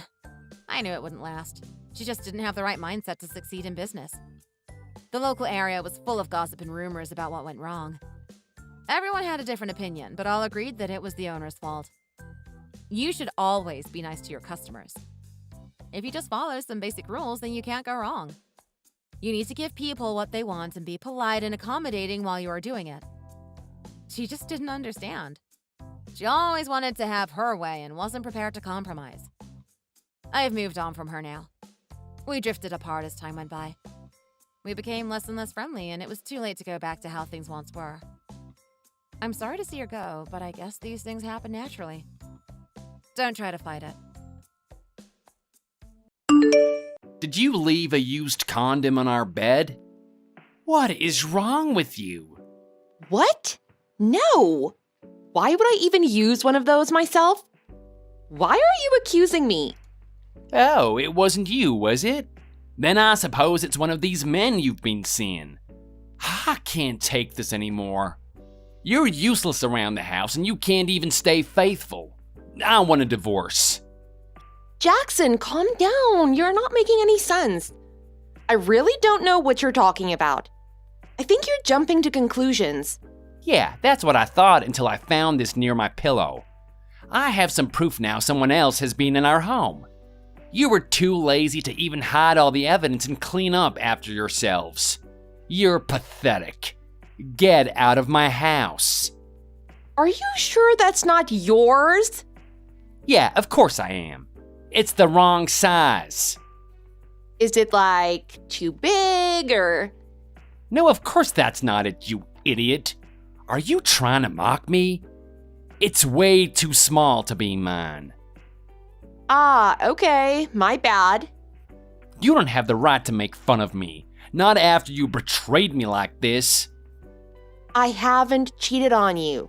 I haven't been seeing anyone else, let alone bringing them into our house. If it's not yours, then someone must have come into our house uninvited, maybe even a break-in. What a ridiculous lie. Just own up to it already. Why the heck would someone do that? I don't know.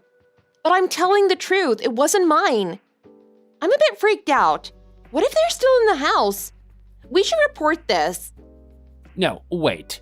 I don't want this reported. Do you know how embarrassing that would be? What if my boss or one of my coworkers heard about this? And about what kind of wife I've been putting up with? Don't make a big fuss about this. I don't want to be dramatic, but what if something was stolen? And if they didn't break the windows or locks, they must have gotten in with a key or something, right? We need to find out who it is so they don't do it again. There was no one breaking in except the men you let inside my house. Own up to it already. Why are you so sure it's my fault? I haven't done anything, but you're determined to think I've done something? If someone broke in, we'd know. Like you said, no windows were broken. And besides, that stupid cat of yours would have started meowing up a storm for sure if a stranger came in. There's literally no proof someone broke in. But there's proof that you did this. Snowflake is scared of strangers, and she doesn't really make any noise anyway. If someone unfamiliar came in, she'd probably just hide and keep quiet. She's not a guard dog. Yeah, right. Do you know how many times that thing has attacked me? I got scratch marks all over me. That furball is far from being shy or scared of anything. Well, she doesn't really like you in particular. She used to be scared of you too, remember? but you manhandle her a lot and step on her tail when you're not paying attention. So she loses her temper with you quickly, I think. Now stop with the excuses. It is over. I already have the evidence. I have more than just what I found this morning, so give it up. What? I dug through our trash a few days ago. I found a receipt from some cafe I'd never heard of. After looking it up online, I found out it's inside a hotel. Oh, the Winston Cafe? That's where I went to meet up with a client for wedding planning. Someone with a face like yours could never go somewhere so fancy. After seeing what you look like, they'd realize you have no experience in relationships and run away. You don't have to look good to plan weddings. I'm not the one getting married. Why would they care what I look like? If some happy and cute couple tried to hire you, it would ruin the entire thing. You'd bring the mood down. Everyone would think it was a funeral when you were done with it. Jackson, we've been dating for 5 years, and you were the one that proposed to me? Our wedding went fine, so why are you suddenly horrified by my looks? Is it because you're angry about this break-in? I only married you because I had no choice in the first place. Besides, I felt bad for you. You'd never get anyone else. Consider it a sympathy marriage. You're kidding me, right? You did not just say that to me. Forget about it. There's something more important anyway. You need to tell me about this man you're seeing. Since he's good enough to ruin everything we've built, I'm sure he must be perfect. And don't try to change the subject again. You're just jumping to conclusions again. It was just a receipt, and I told you what I was doing. I can't believe this. What about those business trips you've had to take, huh? When you left for a week last month for a trip, were you just actually staying with this man? No, of course I'm not. How would I even get away with a lie like that? You can contact my company yourself and find out I'm telling the truth. No, they might be in on it and lie too. I wouldn't put it past you to lie to them either. You got all of your work done beforehand and acted like you were doing the work on this trip, right? That way, even your work wouldn't suspect a single thing. That's literally not what happened, though. You're really making some wild stories here. I can't even think of a way to respond. You can't think of anything to say because you have no more excuses that you can use. I've called it out, and now you're panicking. It is over for you. You don't need to say anything else. A filthy woman like you doesn't deserve my time. You're not even listening to me.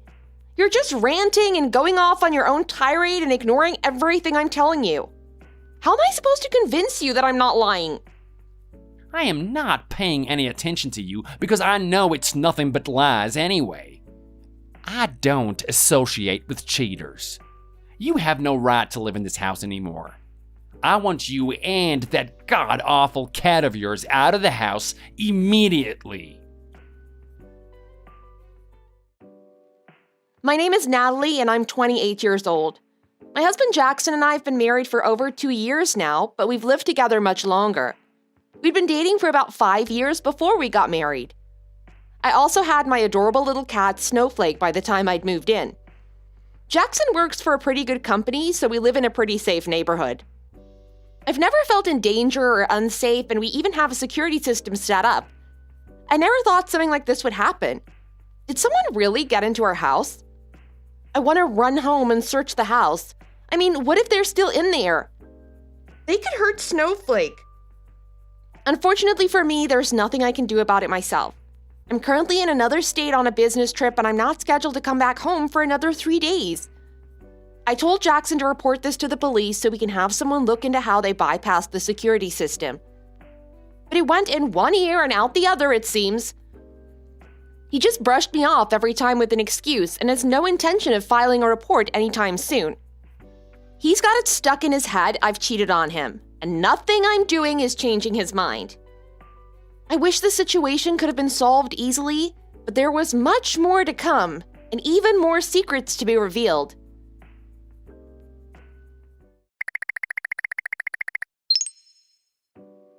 There, I got the divorce papers from the court. You're not the woman I once knew. Our marriage is over. Wait, what? What are you doing, Jackson? Don't you remember what you wrote yourself in our nuptial agreement? If either of us are caught cheating, then it's an instant divorce. I remember writing that, yeah. But I already told you that didn't happen. You don't have any proof. How could you go behind my back and do this? Because you're nothing but a filthy cheating liar. I'm telling you. You've made a mistake. I haven't done anything. You're still gonna pretend nothing happened? I didn't want to do this the hard way, but of course you're too stubborn to be nice about this. We've been together for so long. We're married, for God's sake. Can you not have at least a little faith in me? You won't even consider the idea that it's someone else. Why won't you believe me? We're not married anymore. I can't trust anything you say. You should be ashamed of yourself. You are disgusting. Please stop insulting me. You're acting horrible. Your face looks like it's been dragged through garbage anyway. It's not like I'm losing much by getting rid of you. It's enough to make me want to vomit just by looking at it. I'm surprised that there's anyone out there that would even want to be with you. Okay, I get it. If it's really how you feel, then splitting up probably is best for both of us. I don't want to be with someone who says things like that to me. Oh, glad you finally understand, you idiot. Pack your stuff, and I want you out by the end of the day. What? You want me to leave today? Of course, I'm not letting someone like you stay in my house. You deserve to live on the streets with the rest of the rats. I mean, I'll do my best, I guess. But I'm still on the way home. Considering the traffic, I don't know if I'll even be home by the end of today. I don't care. Figure it out. It is not my problem anymore. If you don't get your belongings by the end of the day, I'm throwing it all outside on the curb. Can you please just be patient and wait? You're gonna have to hold on to Snowflake regardless. It's hard to find apartments around here that accept pets. I'll need a couple days to look around and apply. Don't worry about that. That's already taken care of. What do you mean? I threw that thing out days ago. It's off somewhere in the streets now. You what? I drove it to some forest area and tossed it in. It's a little bit out of town, so I doubt it'll find its way back home. You threw her out? You're just saying that to upset me, right? You wouldn't do that to an animal. Nope, that's what you get for hurting me. Now you can find an apartment much easier, so hurry up and get out of my house. What the hell were you thinking, Jackson? Snowflake is an indoor cat. She's not even allowed outside unless she's in her carrier. She has no idea how to fend for herself. How could you? All she does is scratch me and make noise. I don't need that in my house. I've wanted to throw that thing out forever. Finally, I got the chance. Everything in that house is filthy because of you anyway. If you want to clean up the place, maybe look at your own stuff first. You're just salty because you lost. You can insult me all you want. It doesn't change what happened. I'll be the bigger man here and not insult you. You've got plenty of garbage in the house you could have dealt with instead. Like, what do you plan on doing with all those boxes of random crap you bought on Amazon and never even opened? You're basically a hoarder. Look, I only let that fur ball in because you refused to move in without it. I'll let it stay for a little bit, but I have no use for it. It is your own fault for going behind my back like that. I didn't. And that's beside the point. How could you just take her in the woods like that? It's not her fault this happened. She'll figure out what to do. She can live a nice life out in the wild like cats are supposed to. She's lived inside her entire life. She doesn't know how to hunt or fend for herself. We need to find her quickly before she gets hurt. Oh, stop freaking out over a stupid animal. You're being so dramatic. I'm not overreacting. Snowflake is part of my family. She's basically my child.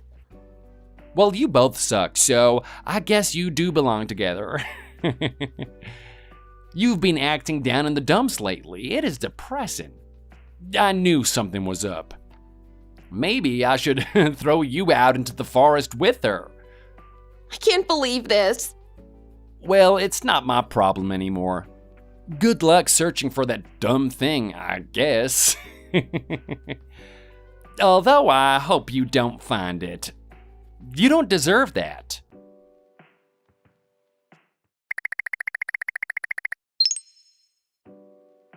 Did you find the flea bag yet? Is it dead? Did that thing finally kick the bucket? Snowflake is okay. I found her on the side of the road. She was overheated and seemed really hurt, so I had to take her to the vet, though. She'll have to stay there for a few days to make sure she eats and drinks enough. Oh, you found it? Gross. That thing is more resilient than I thought. Stop talking about her like that. I was searching everywhere for her. I was so worried something happened to her. She could have been hit by a car, or what if another cat attacked her? Don't make me think about that. It is too funny. I'm imagining you running around the town looking for a dumb cat. If I didn't find her in time, she could have died. It's too hot outside for her. She could have had heat stroke. I don't know what I'd do if I lost her right now. Why would I care about that? Neither of you are my concern anymore, so I don't care. Are you a sociopath or something? You never show any sympathy. Could you at least pretend to care that she was hurt? Hey, it's not like you're any better. All you care about is that dumb cat. You never cared about me at all. Are you serious? You would throw away everything for that thing. I mean, you basically did. You lost everything else so that you could look for her, right? Lost everything? What are you talking about? Your stuff. Don't you remember? God, you're an idiot. I threw away your stuff. What? I said if you didn't get it all out here by the end of the day, I'd take care of it. Not my fault that you forgot. It's your own fault for doing this in the first place. Wait, you seriously threw my stuff outside? Of course, I told you I would, didn't I? I threw it all out. Everything you brought when you moved in, your books and all. And of course, all the furniture and electronics you bought since then too. You're seriously unhinged if you actually got rid of all of that stuff. You could have come and picked it up earlier, but you were too worried about a pet to listen to the warnings I gave you. Of course she was gonna be my priority. I already told you she's my baby. I can't live without her, especially right now. And I told you I didn't care. You could have just waited a little bit and picked up your stuff like I told you to. Then after that, you could have gone to look for her. I was too worried to do something like that. I told you she already seemed hurt when I found her. I couldn't have left her any longer than that. I don't want to accuse you, but oh, screw it. Have you been planning on getting rid of Snowflake for a long time? Sorta, yeah. I don't like it in my house. You got a problem with that? You're absolutely horrible. How can you take the most important thing in my life and throw it away like that? You just wanted to hurt me, right? Stop relying on an animal to keep you happy. If you stopped babying it, this wouldn't be a problem in the first place, you stupid idiot. I hate you so much. You're nothing but a coward. You can't own up to a mistake, so you're doing everything you can to hurt me? A real man would never do something like this. Who cares? Go live on the streets with her for all I care.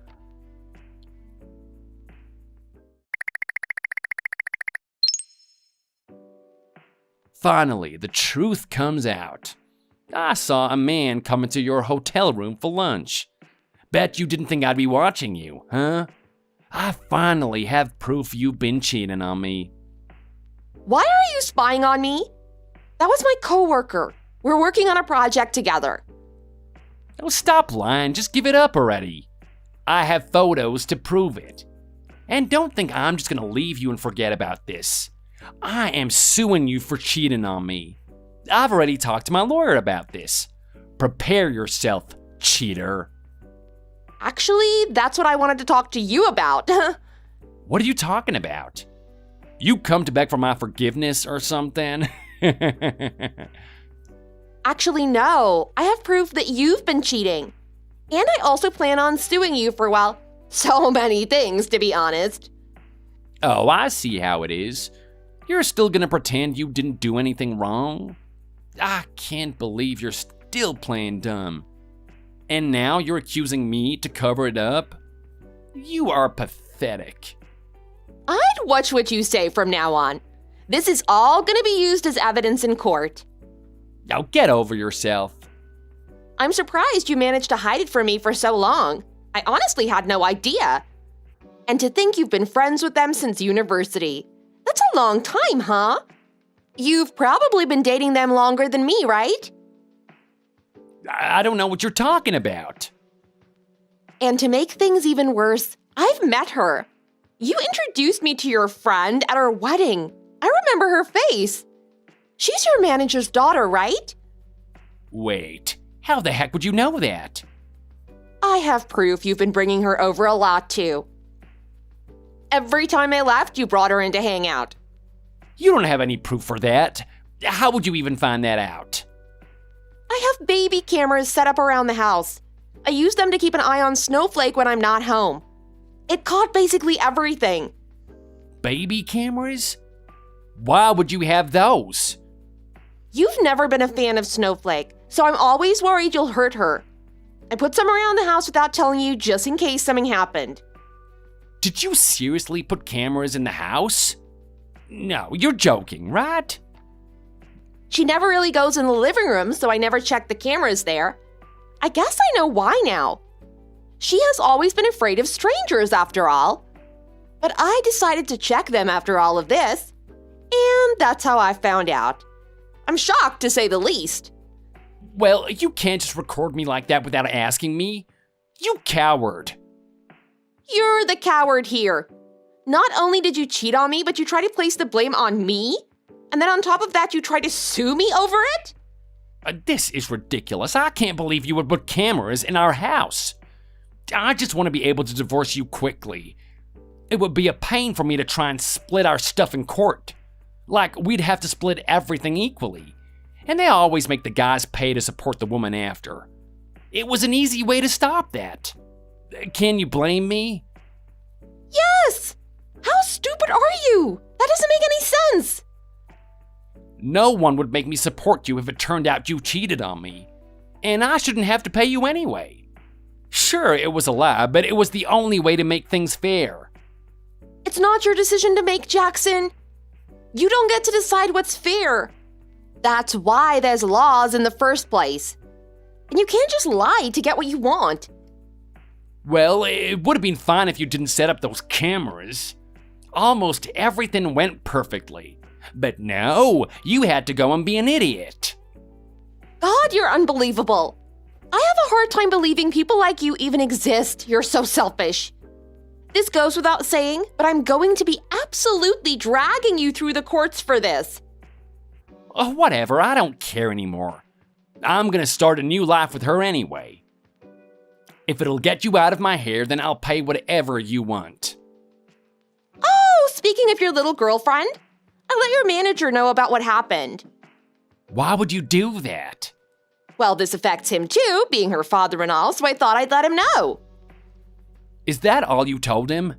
You didn't say anything weird, did you? Well, I went ahead and showed him the footage I have of you two. Why would you do that? If he sees that, he's gonna make us break up. Or even worse, what if he fires me? Well, the footage alone isn't good proof, since it could be from before or after we broke up. Oh, yeah, you're right. Okay, this is fine. But there's timestamps on the camera footage to prove it's when we were together. Does that change anything? Of course it does! Besides the fact it proves you were cheating on me, it proves you were goofing off on company time. You were supposed to be at work, but instead you were at home boinking the boss's daughter. And you lied about running errands, right? Yeah, I did. After showing him everything, I think he understood the situation very well. He said he didn't want someone like that in his company. No, you're lying. I can't lose my job. Oh, and the text messages prove you threw my stuff out as well. So I'll be asking for compensation for all of those as well. And since you took my cat, I'm filing a report for theft. Ugh, you're gonna take everything I have? You're a monster. Not any more than you. I can't do this. Fine, let's just stop this whole divorce talk. I'll break up with her. It's better than paying all of this garbage. We can start over, okay? I'll even do marriage counseling like you've been asking me to. We can start again with a clean slate. Pretend none of this ever happened. No. It's far too late for that. And your boss knows everything that happened, remember? You can't just make them forget all of that. Oh, well, that's fine. I don't care what he thinks of me. I'm getting fired, but you still have your job. You can support me until I'm back on my feet, right, honey? Why would I do that? There's no benefit in that for me. I'm not letting you leech off of me after what you've done. But it's the right thing to do, isn't it? If I wanted a freeloader in my house, I'd get another cat. Don't you feel sorry for me? I mean, I'm basically a stray cat at this point. No, please help me. You can't just leave something cute like me out on the streets, right? Don't call yourself cute. That is gross. Oh, please, honey. And stop calling me honey before I barf. I don't have a single drop of sympathy for you. In fact, I'd prefer if you rot out on the streets. But I'm gonna lose everything. I don't even have a job anymore. What am I supposed to do? Oh, please, just help me out for a little bit. Don't leave me. I promise we can work this out.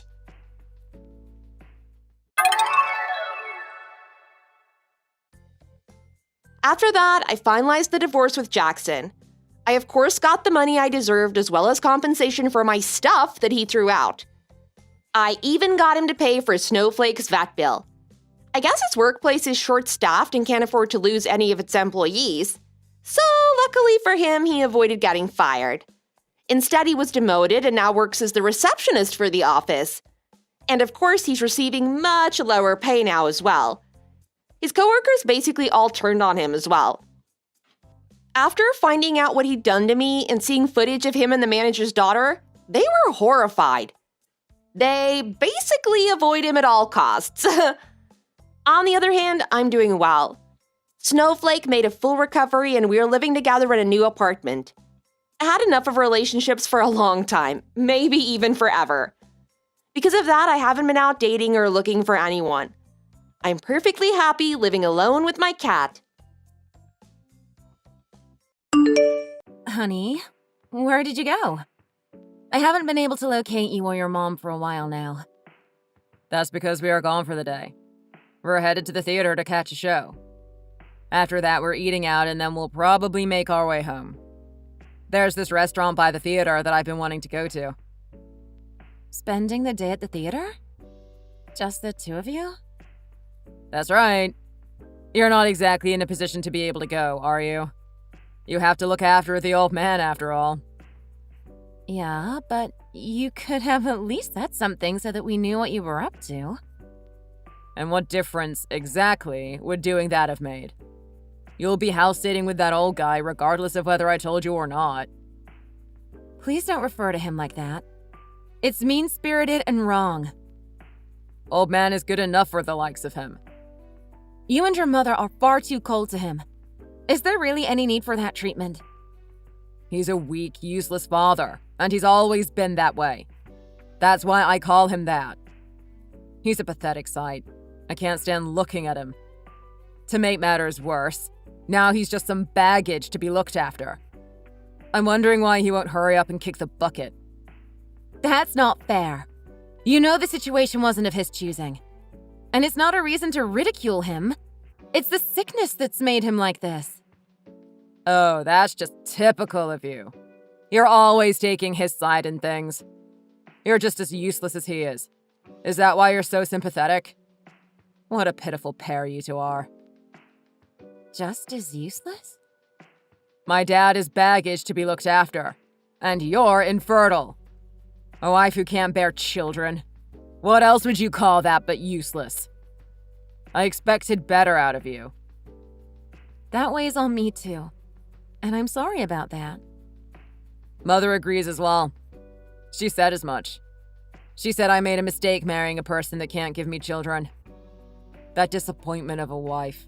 All she's good for is looking after your hopeless father. That's what Mother thinks of you. There's no shame in looking after your father. I never thought of it as a burden. He's a kind man, and he was always good to me. I'd give him however much care he needed. He's only nice because he sees a kindred spirit in you. He thinks of you as his sole ally. Because until you came, there was nobody to take his side. He was alone. His attachment to you is just the product of having an ally in the house. It's terrible the way you treat him. Don't you think it's cruel? What's that? What are you accusing me of? Just like how you and your mom run off to the theater and go eat at fancy restaurants. The money that pays for all of that sustains that lifestyle, was money made by your father. You're right. And that's all he was ever good for. He had money. But it's not like he was some started from the bottom success story. There you go, saying that again, diminishing his accomplishments. That old man, he came from money, that can't be denied.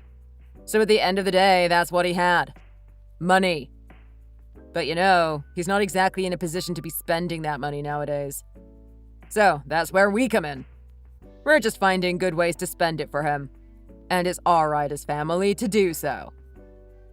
While he may not be able to get around, he still has his faculties about him. You and your mom treat him like he's less than human. I can't imagine how sad that must make him. Like it's any of my concern how he feels. I wish he would hurry up and disappear. He's just a waste of space.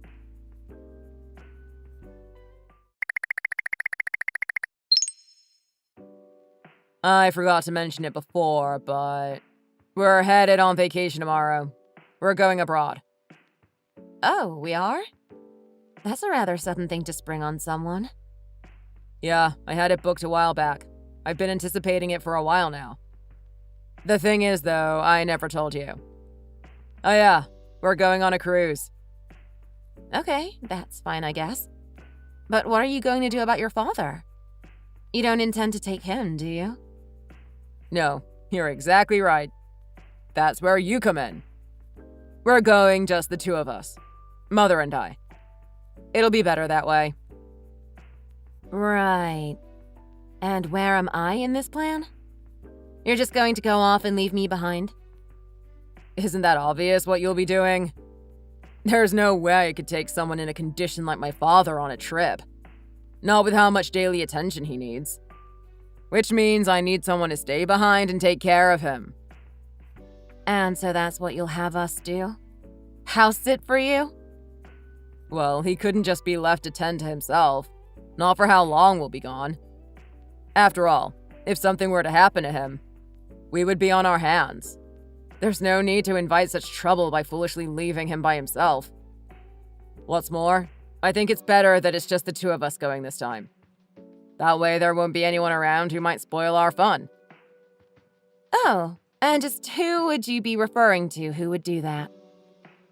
Isn't it obvious? I'm talking about you and the old man. So you two are going to pamper yourselves on your father's dime, all while he's left behind.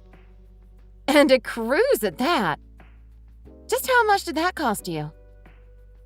Look, I've been itching for a foreign trip for a while now. It's been too long since my last one. And I want Mother to see the beautiful European scenery. As for the cost, well, it wasn't cheap, but well within our means. That's your father's money you're talking about. Indeed. The same money that will be mine someday. For that reason, it's also mine to spend. What I do with my money is my prerogative. If the mood strikes me, I'll get you a gift or something. All this and your father's condition has slowly been getting worse. So you two think you can just fit in a decadent European cruise? One in which you don't bother to invite the rest of your family? I'm sure it's just a cold or something. Nothing major. Not like I would care if something serious happened to him. I can't believe you! You're heartless, the both of you! And you're acting so selfish! You got something to say? Some complaining to do? I've got a lot to say. The way you act would drive anyone mad. What did we do to deserve this?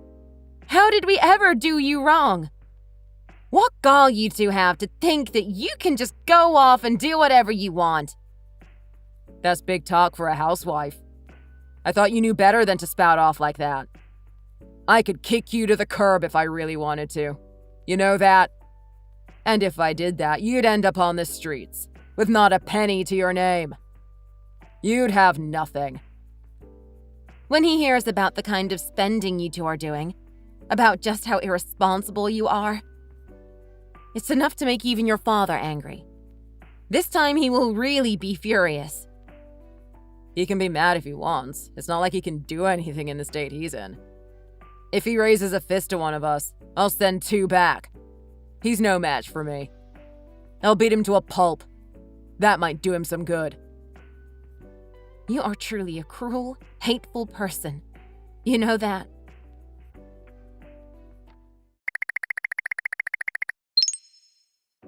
Hey, you're in the house, aren't you? I just landed. I'm heading your way. Fix something nice for dinner.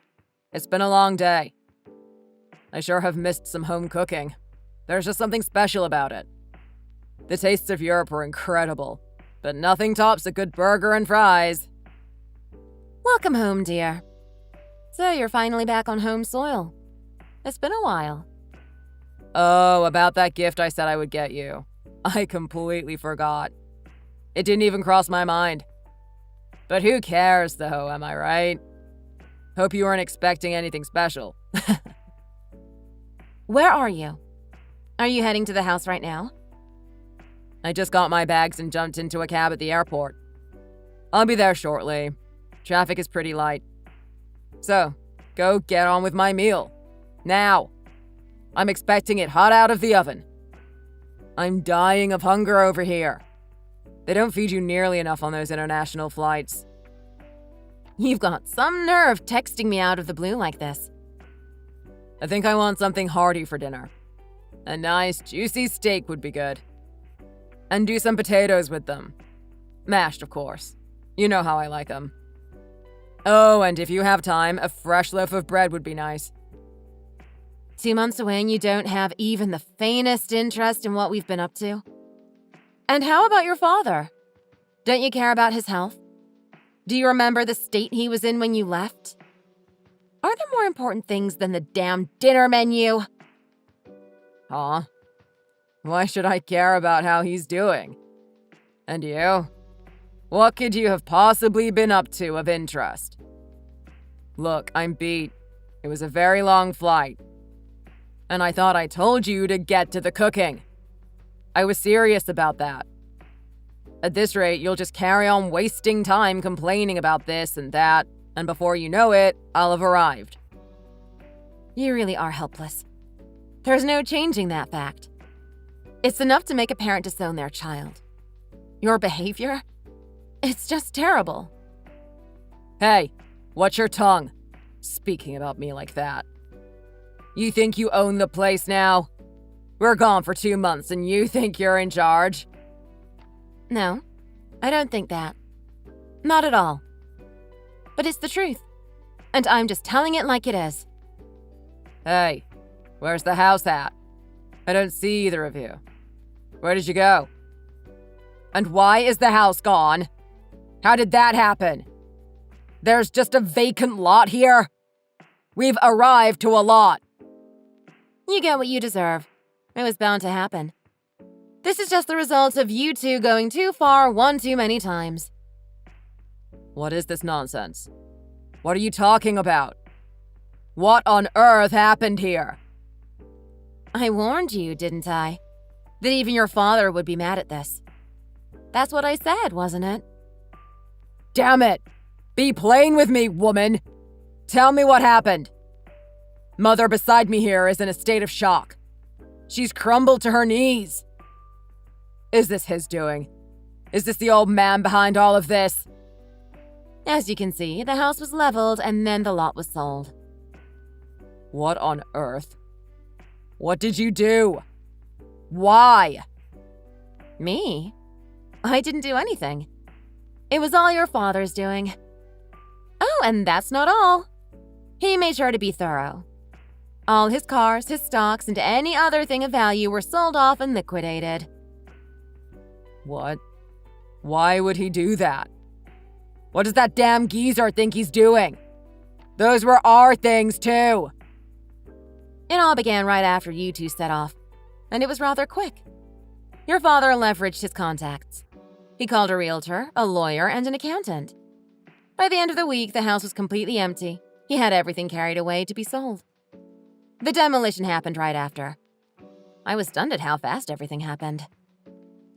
Where are you now? Where did you go? I'm back at my parents' house. I moved back in with them for the time being. Your father paid for my flight and all the associated moving expenses. I couldn't have done it without him. So we leave and you two are just going to take it upon yourselves to do whatever you please? Who gave you permission to do any of this? Why did you think that this was okay? It was your father's decision. He set everything in motion. Also, I've decided that we're getting a divorce. I can't stand it anymore. I'm sure you're tired from having traveled for so long, but make sure to cooperate so that we can get this over with. I'm telling you, don't get ahead of yourself. This isn't final. This is all because you selfishly decided to take that trip. It's your fault. The necessary paperwork has already been given to a divorce lawyer. It's too late now. Your father's graciously paying for the legal services for the divorce as well. He's been too generous. That limp-wristed old man did all of that. He would never do something like this before. He's really going to try and cut all ties with us. He's going to ruin us. He'll ruin the whole family. And to have the house demolished? Is he right in the head? Was there any need for that? It's because you truly angered him this time. Worse than you ever had before. He's also doing this in part on my behalf, to make amends for your treatment of me. He said that he wanted to teach you a lesson, that it was for me that he was going to do this to you. So, to get back at me, he agreed to pay for whatever legal fees came from getting a divorce? And he's fronting the moving expenses as well. All for my downfall. He said that if we were to get a divorce, that he wanted to ensure that I had every advantage possible. He also said he's going to do whatever he can to make sure I get the most amount in alimony payments as possible. Also, your father told me that he intends to get a divorce as well. He's done with your mother. And that she needs to be taught a lesson as well. Think about my mother in all of this. How horrible this will be for her.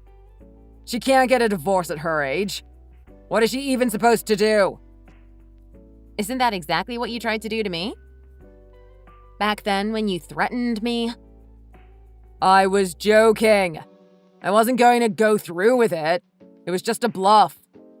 I never seriously thought of abandoning you. I would never do that. Just know that all that has happened is because of your actions. You reap what you sow. Just because your father didn't say anything when you treated him so poorly, you thought you could get away with everything. You abused his kindness. You took advantage of him. Quit messing around. This isn't funny. The truth is that he should actually be thankful that we lived with him for so long. When he got sick and needed help, he had a place to stay. We provided that to him. What's there to be thankful for in that? Do you know what you are saying? He would have been happier anywhere else but that house. While in that house, all he got was terrible treatment from the both of you. Silence! I won't hear these accusations. Being at home is the ultimate happiness for the elderly. We gave him that happiness. But the real reason he was there was to avoid having to pay someone else to look after him. Isn't that right? That would have been costly, and you had other plans for that money. And it was convenient having me there to do the work. It didn't cost anything that way. I gave you something to do. You who were worthless otherwise. We did this all for you two. And this is the thanks we get? You should know your place. Don't think I'll let you get away with this. I won't forgive you for this. Look at you. You're still trying to argue from a position of power. It's getting tiresome. I'm tired of doing this. It doesn't matter what father does. The right to his fortune lies with me. It's my money. Now, where did he go? Tell me. Then I'll take what's rightfully mine, even if I have to force it from him. He's in a home for the elderly. He checked himself into one. And as for his fortune, I'd imagine it's mostly gone by now. He paid for 5 years at the facility in advance. All in one check. Those places sure are expensive. I was surprised at the amount when I heard it. All the liquidated money, his savings, there's hardly anything left. Certainly little left for you. There's nothing left. My inheritance. Your father's estate is his to do with as he pleases. And he did. It's too late. There's nothing you can do at this point. That can't be. My inheritance can't be gone. I need that money. I can't tell you how much it pains me to tell you this, but there's no money for you to inherit. So that means nothing for you. I know how much you were counting on it. It must be awful. That bastard! Tell me his address. I'll find him. And do what? Assault an old man in a nursing home? I'd advise against that. The facility is on watch for family members, under suspicion that they might do him harm. If you try and go for visitation, you'll probably be accompanied by security. At every turn, he's trying to make a fool out of me. It's what anyone would do to protect themselves. I certainly would. But more importantly, how long do you intend to keep that front up? Isn't it getting old? Don't you think you should stop and consider the implications of the position you're in?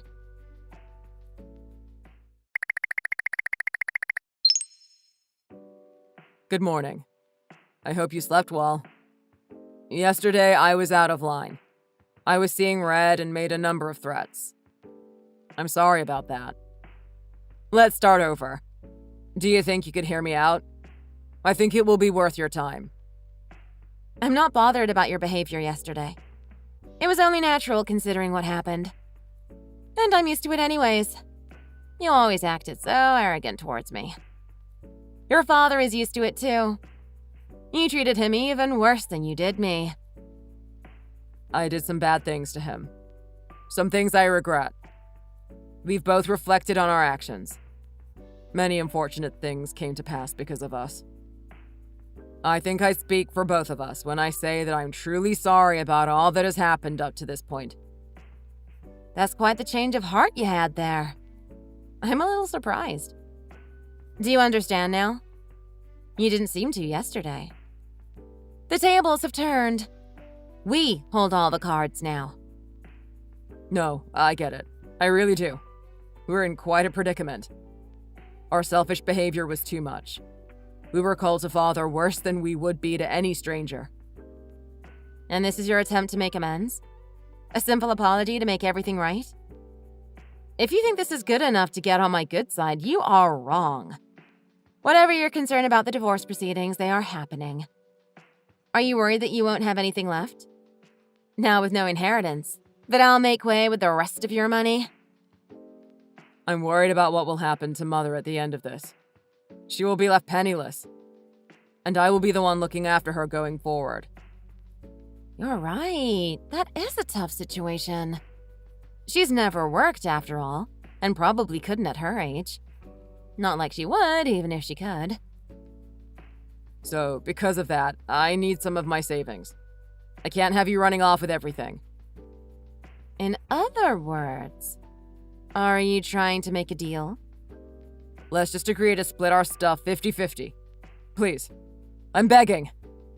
No. I have no intention of budging on that front. Don't be so stubborn. There has to be something I can do. With how you've done as you pleased up till now, enough is enough. You've had all the chances I'm willing to give.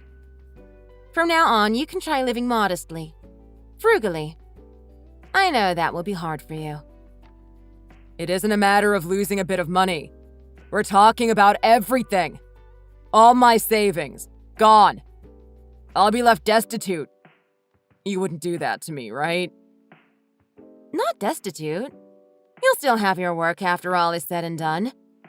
And your mother even has her pension. Together, that should be enough to live a humble life going forward. But there's a world of difference between that and how we've been living. Mother can't change her lifestyle. She's lived lavishly for decades. Are you in a position to be saying such indulgent things? How spoiled you two are. She will spend less. There's no other options. That is your reality. She can wail and cry, and that life of spending however she wants will never come back. Yeah, but that's a tragic position for her to be reduced to. Don't think this applies just to her. Your high roller days are over as well. Since it's come to this, you probably should have found a higher paying job. You were so cavalier in your choice of work, knowing you had your father's inheritance to fall back on. I never thought he'd strong-arm me like this. That he would do this to us. I mean, he went and had the whole house destroyed. He got rid of everything. And he didn't hesitate either. He said that he had nothing but bad memories of that house. He wanted to bury those memories. And for a house that he had built for his family, for that to be his reward, it's just awful to think about. But it's still going too far, right? However angry he may have been in the moment, that's just too much. It shows just how deep the grudge ran, no? You pushed him to the breaking point. I was only married to you for 5 years, but he had to spend decades there. It's unimaginable what he endured. They say that it's the calm ones that are the scariest when they get upset. I hope your suitcase is still packed, because you're going to be living out of it for the near future.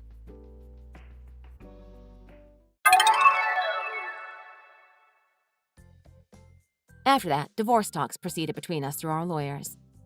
I was able to prove that he was the cause of considerable emotional distress that ruined our marriage. In the end, our assets were largely awarded to me. The divorce of my former in-laws ended with his mother allotted nothing. She really was left penniless. With that, both divorces were finalized. He and his mother lived together for a time, but she was unable to rein in her spending.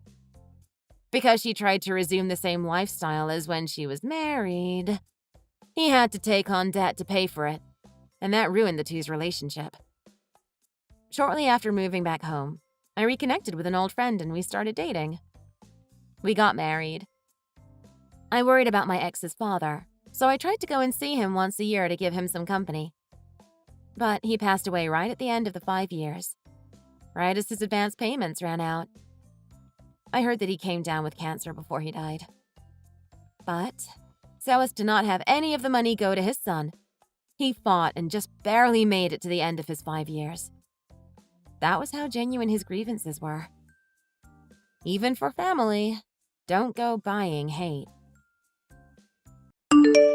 Thanks again for everything today. I seem to be feeling a lot better thanks to your visit, Kate. I'm glad to hear that. Anyhow, I'm glad it was not anything too serious. I mean, I did break my leg. I am just saying it was not a life-threatening injury, at least. When your boss told me you got into an accident, I was devastated. I would be lost without you. I thought I was done for when the accident happened, too. This isn't a laughing matter. We're fortunate nothing other than your leg got hurt in the accident. You have Anna to consider for, So you need to make sure you take better care of yourself. I know. You're right. Accidents at work happen all the time. But to be the one on the receiving end is no laughing matter. After I get out of the hospital, I will have to figure out a way to make it better so something like this doesn't happen again. Make what better? Are you talking about work? Yeah. Humans make mistakes even if they are being extra careful. Honestly, it's impossible to completely prevent any sort of accident from happening. But if we can decrease the overall number of accidents, that might be the best possible outcome.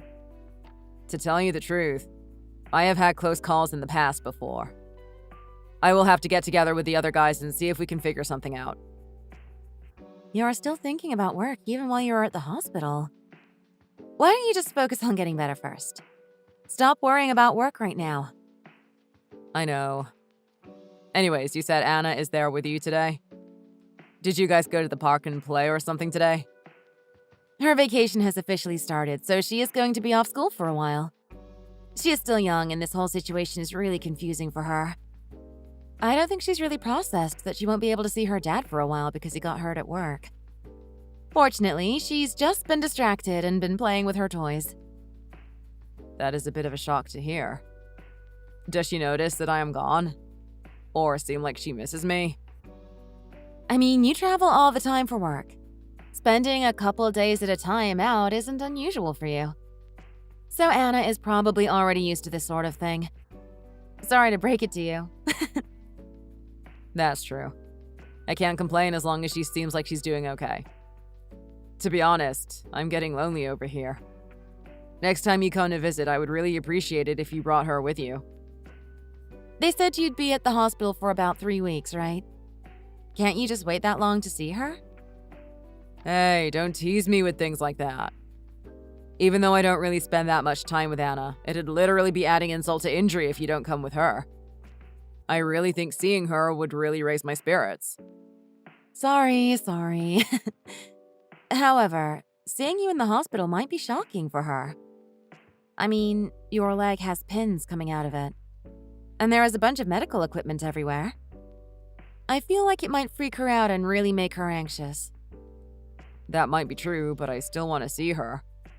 Would you mind just explaining the situation to her and see how she reacts? If you still think it will be scary for her, I'll leave it be.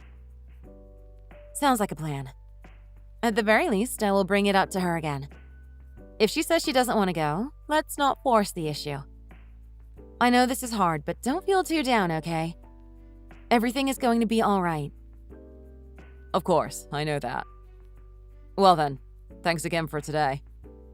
I feel bad for having you take care of Anna on your own, but I really do appreciate it. I am counting on you. I got it under control. No worries. Stop worrying about other people all the time, Nick, and worry about yourself right now. I'll come visit you again soon.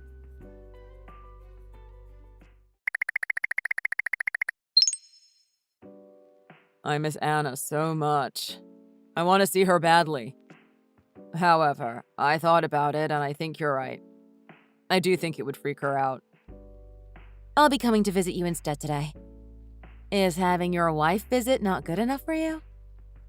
You know that's not what I'm saying. It has been several days and I still haven't been able to see my daughter.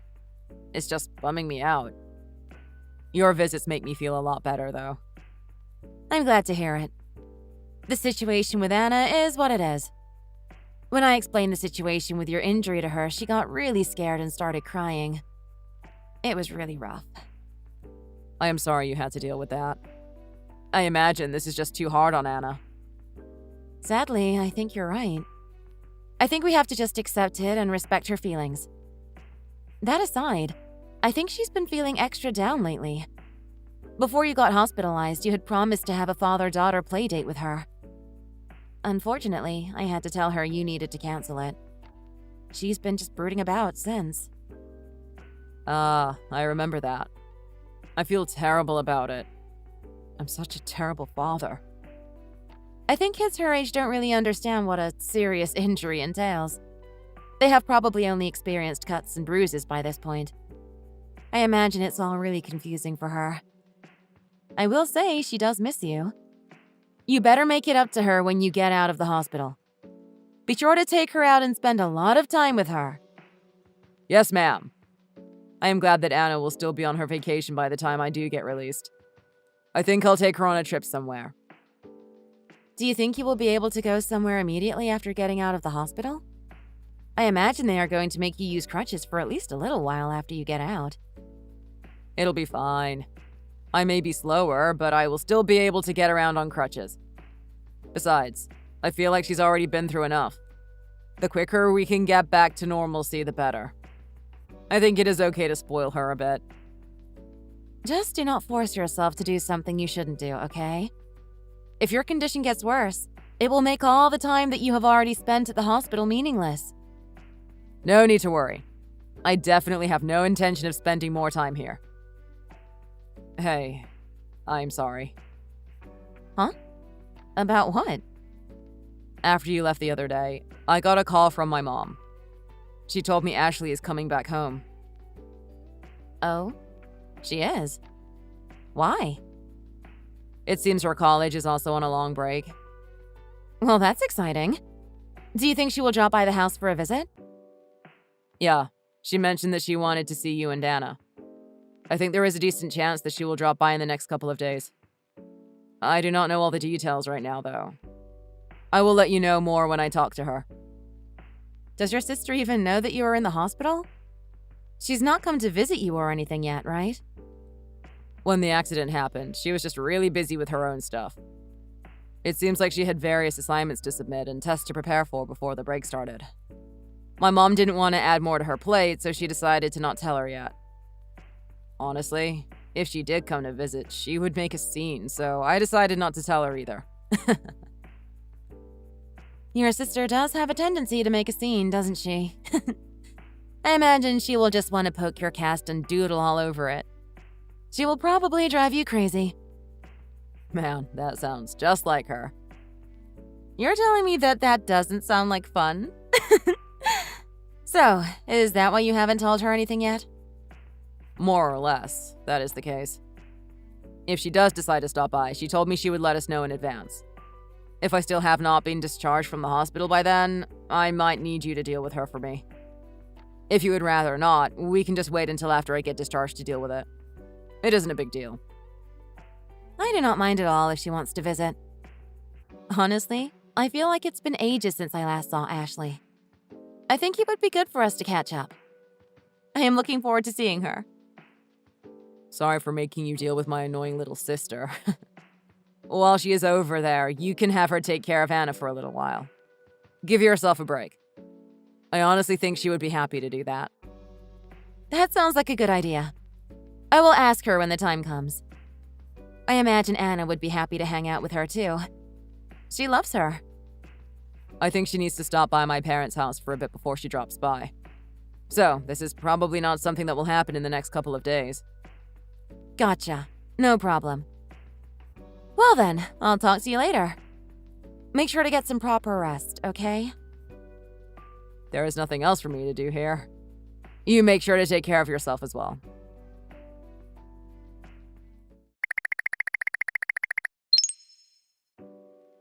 Seriously, Nick? What the hell have you been doing? What has you worked up all of a sudden?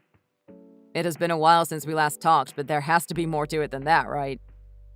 By the way, have you gotten in yet? You got in earlier than I thought you would.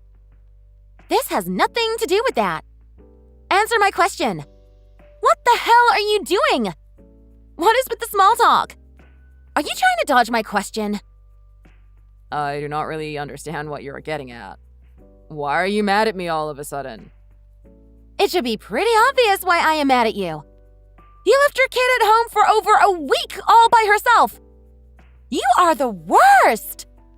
I never thought that you, of all people, would stoop so low. What? Is Anna okay? What do you mean she's been home for a week on her own? Don't think you can play dumb with me. Anna told me everything that has been going on. She said neither you nor Kate have been home for over a week at this point. I can't believe you would do this. You abandoning your child to fool around with your wife? Are you having fun? You are not suited to being a parent. What are you talking about? I have actually been hospitalized for over a week now. Huh? What sort of lie is that? You think I would believe something like that? Pathetic. I am seriously telling you the truth. You've been so busy lately with your finals, and I didn't want to stress you out by telling you. But I really am in the hospital right now. That doesn't matter right now. What about Anna? Is she okay? Anna was at my house when you met up with her, no? Was Kate there as well? You are not listening to me. I am telling you that besides Anna, no one else has been at the house. I mean, are you really at the hospital right now, Nick? Anna seems to know nothing about that. Huh? There is no way that she does not know.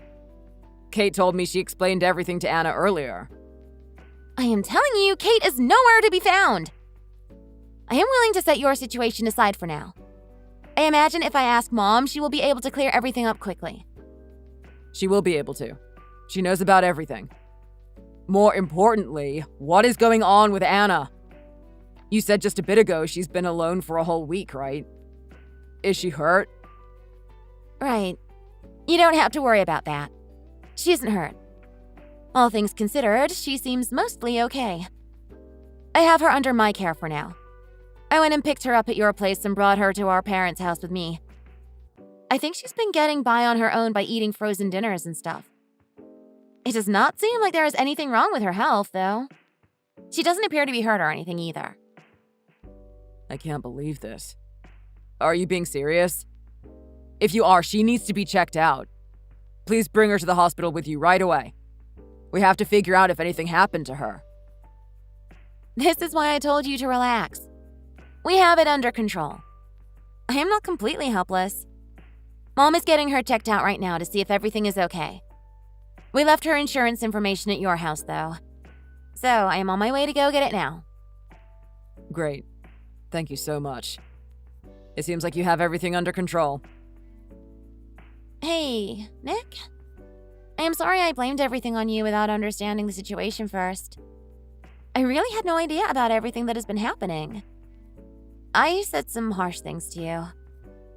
I understand. I would probably react the same way if I were in your shoes. Honestly, if that is what you heard from Anna, I cannot blame you for having the wrong idea. More importantly, where has Kate been this whole time? She told me time and time again that she had been watching over Anna. What the hell was she thinking leaving Anna alone for a week on her own? That is unacceptable. Well, about that. I actually might have an idea about what Kate has been up to. What? Really? How do you know? I'll get into more of the details later. I will bring Anna by the hospital to visit you after her checkup. You must be worried sick. Do you want me to bring her by? That would mean the world to me. I feel like seeing her safe is the only way I can be put at ease right now. I hate that all of this was just forced upon you. Please take care of Anna for me.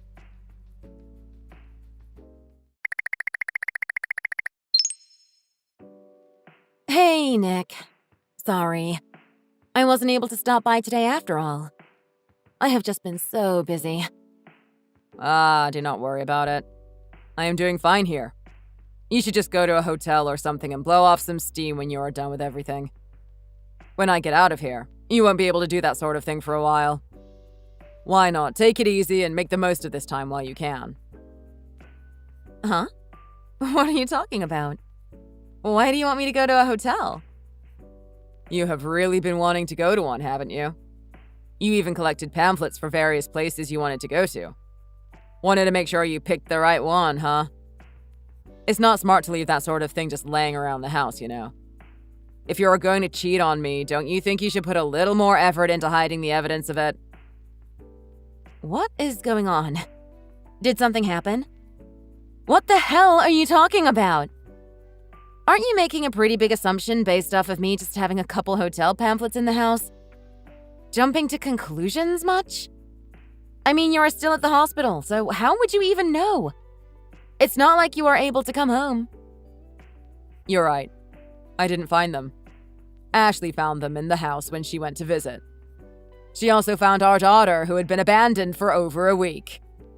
She took Anna under her custody. Not being home for over a week, pamphlets of hotels lying across the house. Even I can connect the dots. Have fun. Huh? Ashley came by? When? I thought you said she wasn't going to stop by for a few days. Wasn't she supposed to contact us ahead of time, too? She forgot to reach out to me before stopping by the house. Honestly, it's very like her. However, thanks to that, I was able to learn that my wife was having an affair and being a negligent parent. Also, she was able to get Anna out of there. I am quite appreciative of her for everything. Wait a minute. You can accuse me all you want, but I am not having an affair. I just gave in to temptation a little bit. It was seriously meaningless. Right. So what you are saying is you are having an affair. Thanks for confessing to me. It makes deciding what to do next a lot easier for me. Fortunately for you, now you will not have to go behind my back or anything anymore. What? Are you playing a trick on me or something? I found out about everything today. I can't believe you have been neglecting Anna this whole time. Honestly, I had a pretty good feeling you were cheating after hearing about how you treated Anna and how you had hotel pamphlets laying around the house. As one would suspect, I didn't have a ton of time to collect evidence. However, you being weirdly honest about everything makes it a lot easier for me. I cannot believe this. Were you trying to trick me? What are you talking about? You already admitted to everything without any prying. Man, you must have been having a great time deceiving me and Anna and fooling around with some guy. I hope it was worth it. No, I mean, let me explain. Like I said before, I am not having an affair. It was a one-time thing where I just succumbed to temptation. Oh, okay. Since it was just succumbing to temptation, that means you can leave my daughter alone for over a week. I think I am all caught up. Thanks for clarifying. The fact that you think that's okay is honestly more upsetting to me than the affair. You might want to check with the other guy if he is still available and interested. You are acting like she was left to fend for herself. I left a bunch of frozen food and things she might need in the house. She was fine. And it is not like I never went to the house to check on her. I heard about that from Anna. She said you would occasionally come home to grab a change of clothes, then immediately leave. That is essentially the same as if you never went there at all. Well, would you have preferred I took Anna with me to the hotel then? That would be just weird for both of us. Do not try to make this situation my fault. You are trying to make the logistics of the affair the issue. The issue is that you were cheating on me in the first place. Not just that. You lied to Anna about everything. She had no idea that I was in the hospital. You told her we had just been going out together the whole time. What kind of lie is that? Did you think she wouldn't figure it out? I lied to her because I was afraid of the potential consequences. I knew that if I told Anna you were in the hospital, that would be the end of it all. That is all it was. Wow. I see that you were always looking out for your highest priority. You. You had the perfect setup too, didn't you? Anna was on a long break from school, so none of her teachers or classmates would have ever heard how her mom and dad haven't been coming home recently. The last piece of the puzzle was figuring out how to keep me in the dark. Fortunately for you, I solved that one by getting hurt at work. You had it all worked out. Screw you. I don't want to hear your excuses. Anna is completely fine though, isn't she? So what is the big deal? I am sorry about the cheating. Please forgive me and let us move past this and be a family again. As long as Anna isn't hurt, then everything is okay in your eyes. You think you're going to get off the hook that easily? After all this? Fortunately, you are a terrible liar. Did you consider how Anna might hate me for abandoning her? Why don't you try thinking about the consequences of your actions a bit more? Did you consider her feelings at all? I imagine I might have made her feel lonely. However, once you get out of the hospital, you will be able to spend more time with your family, you know? So I really do not see the issue here. There are issues everywhere. This whole situation has made me see you in a completely different light. I see that you are capable of doing such horrible things without any sign of remorse. I do not want that kind of person in my daughter's life. I want to get a divorce. Would you just wait a minute?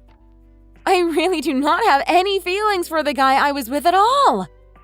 I will never see him again, so please forgive me.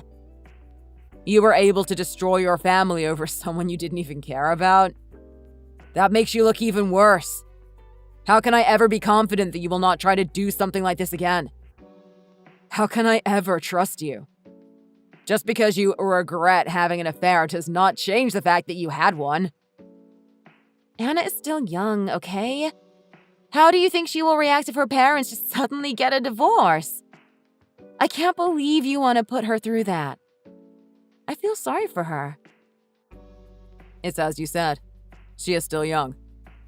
You had that young girl spend a whole week living without any parental supervision. Clearly, you don't care about hurting her feelings. To think you can call yourself her mother is a joke. Aren't you being a little too cruel? Without me there, who is going to look after her?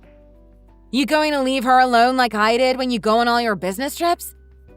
I imagine every time you leave the house, she wonders how long you will leave her for this time. It must be really hard for her having such an unreliable father. I am bringing Anna with me back to the house. I don't want to force Anna to experience anything like this ever again. Besides, I don't need concern from someone who is barely more than a stranger to me.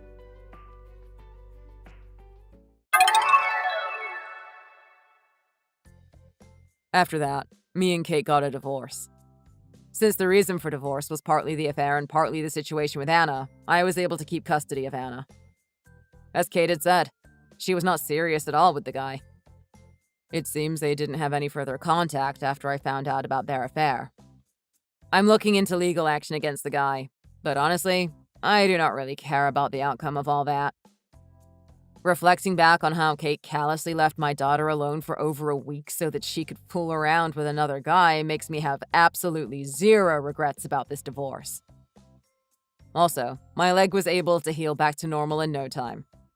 I was discharged from the hospital around the same time the divorce was finalized. Now, Anna and I are living together in our house. After I was released from the hospital, Anna seemed like she was having a really hard time with all the lies Kate had told her. However, it seems like she is starting to move on and get back to normal. Now that I am a single parent, I realize how big of a task it is to take on the responsibility of raising a child on your own.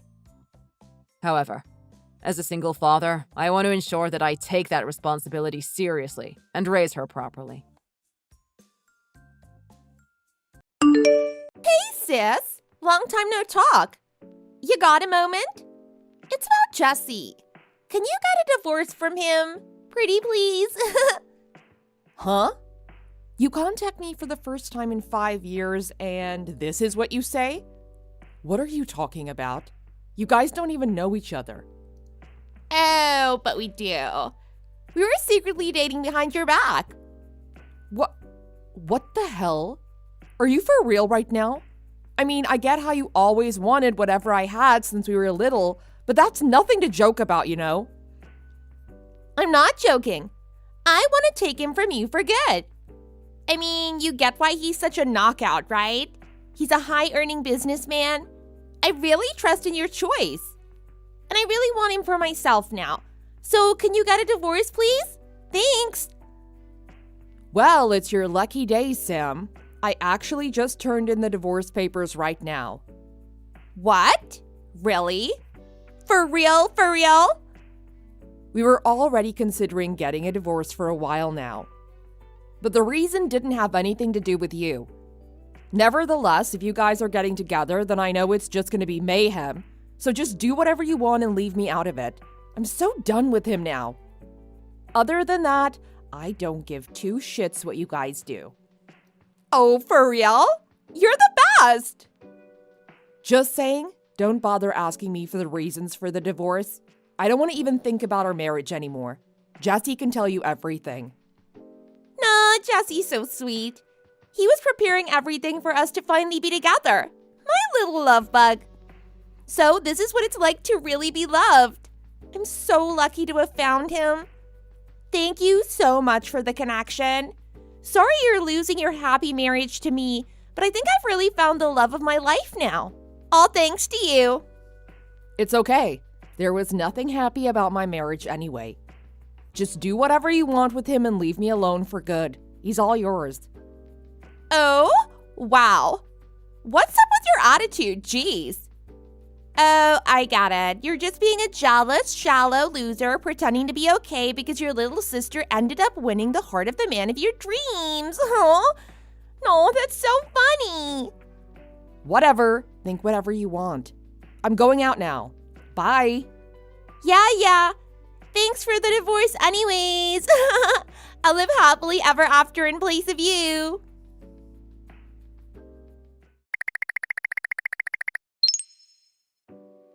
Sis, did you get the wedding invitation yet? Yeah. How did you even know my new address? I made sure not to tell anybody, even to all the relatives that keep taking your side in every frickin' thing. Ooh, about that. I was really clever with it. You know how you always send birthday cards and Christmas cards only to Grandma? Well, I remembered about that, so I snuck into Grandma's house and found the cards to get your new address. I felt like a spy. It was so cool. She always leaves the back door to the garden open, remember? I went through there. It was so easy. I'm such a genius. You know that could be considered illegal trespassing, right? Oh, shut your hole. She's family for God's sake. But thanks to my ingenious plan, I can now invite you to my wonderful wedding. Great, right? It's gonna be the best day ever for me and Jesse. I wanted to show off to you just how much happier and blessed I am than you. So come, okay? I decline. Huh? Decline. You're not gonna come to your own sister's wedding. Well, for starters, I don't even know why you would invite me or think that I would want to go after having no contact with you for years on end. And second, I physically can't be there that day anyway. Physically? I'm going to answer the RSVP card with regrets, and there's nothing you can do about it. No, that's unacceptable. You're so rude. How could you after I went through all that trouble? I designed the whole wedding around showing off to you just how much better my life is than yours. That was the whole point. You're like the main reason I spend so much effort and money on making it so extravagant. Why can't you even get that? Oh, now it's all gonna be for nothing if you don't come. Your sad, miserable face was gonna be the best wedding gift ever. Does it look like I give a crap? Enjoy your stupid, extravagant wedding. Bye. Hey, wait! Your attendance is confirmed. You have to come. Your place at the table will be prepared for you whether you like it or not.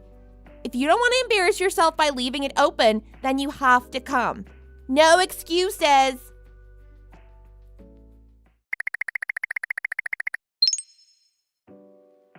Sis!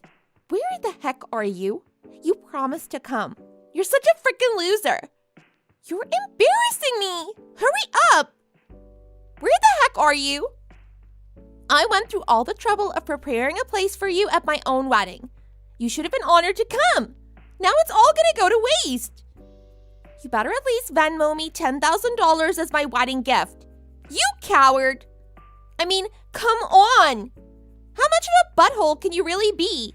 Not attending your own sister's wedding just because you're so jealous of my happiness? How shallow can you be? You're a disgrace. Geez, stop spamming my phone with your dumb texts already. I've had enough. You must really like feeling superior. Yeah, of course I am. I ended up being the one that won in life, unlike you. You must feel so tiny now, overtaken by your own little sister. You're just blabbering on to me now because there isn't anyone else around you that you feel superior to, right? If you ask me, that's what being a loser is. Huh? Sorry, but like I already told you, I can't make it today. Oh, what? You really expect me to believe that a divorced single loner like you doesn't have plenty of time on her hands? Liar! What, you're on Tinder dates or something now? Oh, that's so shameful. Just come so I can embarrass you even more. You're a loner with no actual love life whatsoever. Admit it. You lost against me in life. I feel so sorry for you. Aw. No, I actually finished with all my matchmaking now. And now I'm getting married in the Bahamas today. Huh? The Bahamas. Yeah, I finally found someone that really acknowledges me for who I am, as well as my circumstances. He understands how I've estranged my family, so he didn't mind having an intimate overseas wedding with just the two of us. That's all. Huh? Wait, what? Hasn't it only been a year since you and Jesse got a divorce? How could you have gotten married in so little time? What's going on? Yeah, I guess it was quite a fast process, but he's actually someone I've known for a really long time now. It just felt really right, you know? Like it was destined. He's the love of my life. Someone you knew.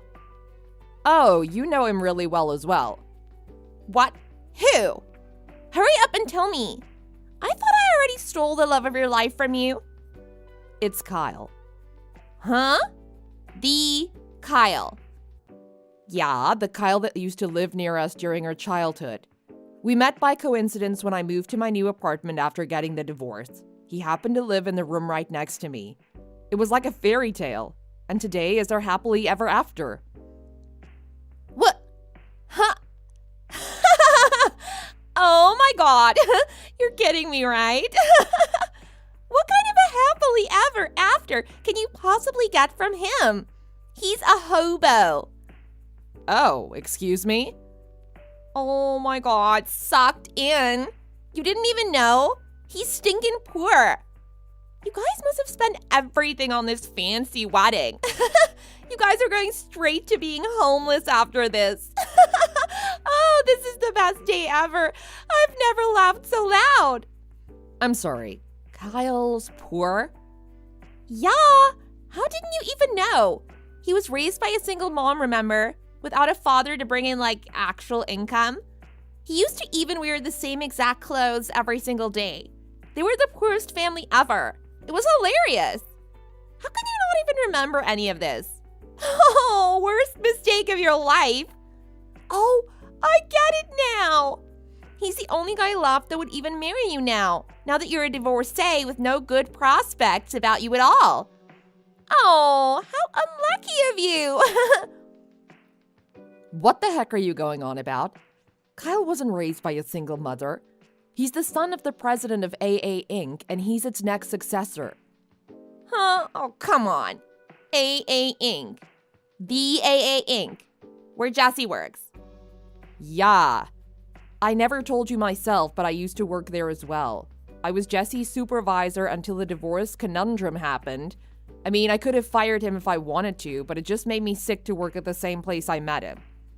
I was extra nice for letting him stay working there, just to let you know.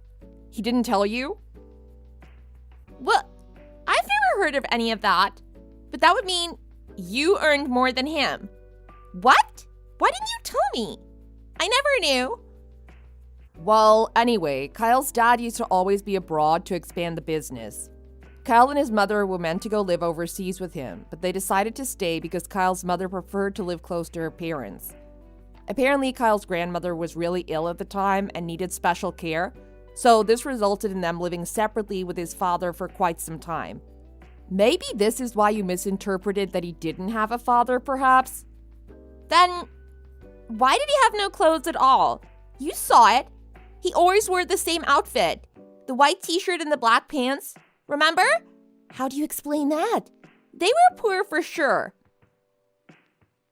Well, apparently they were super into that thing that Steve Jobs did, you know? Where he wears the same outfit every day to max his concentration ability or something. Well, his parents made him do it to ace his grades at school. Looks like it was in fact very effective in the end. For your information, they were designers. He had multiple of the same pieces and they were always fresh from the dry cleaners. If you ask me, that's pretty extravagant for a schoolboy, no? Nowhere near something that a poor person would do. Of course, he did own other types of clothing to fit the dress code for all the important events he had to attend, as part of his father's business. Are you actually serious right now? So wait, in other words, you got to marry into a super rich family of extremely high status as a result of getting a divorce with Jesse. Well, that wasn't the aim at all, but we just really clicked. It's really a dream come true. I get to live the rest of my life now with someone that truly loves me back as much as I love him. If you really want to go into detail about his status, he's soon going to be the next president of AA Inc. Apparently, his father is considering retiring in the near future. However, obviously, it's no easy task that just anyone can do to have to bear such high responsibility as the new president. He has been preparing for this all his life, learning proper conduct and skills so as to not embarrass his family. I'm really proud to be his soon-to-be wife. What? No fear! No fear!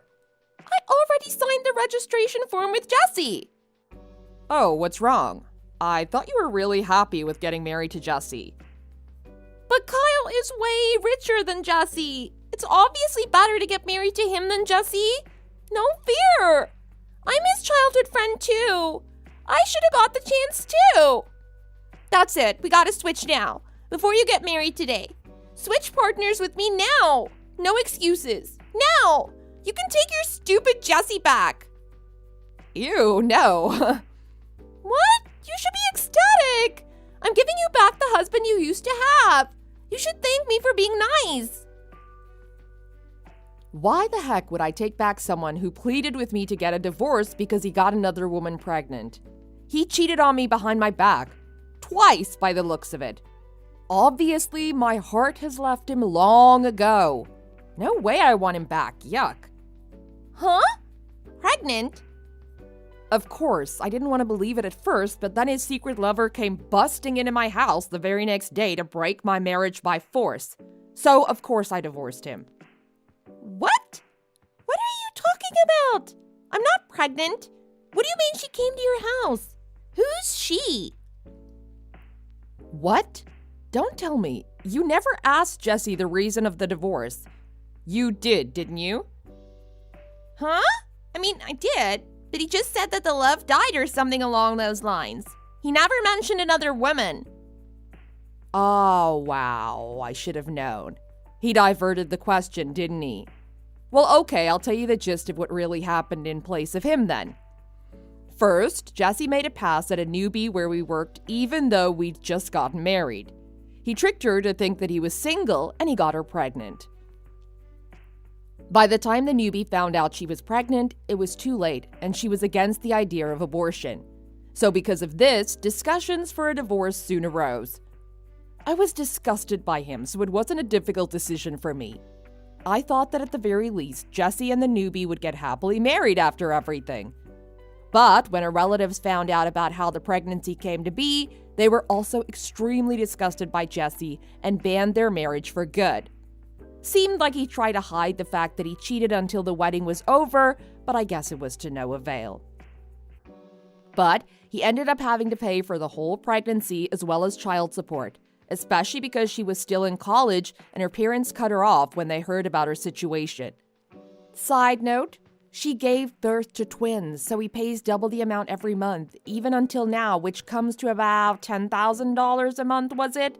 I don't know, something like that. At $10,000 a month.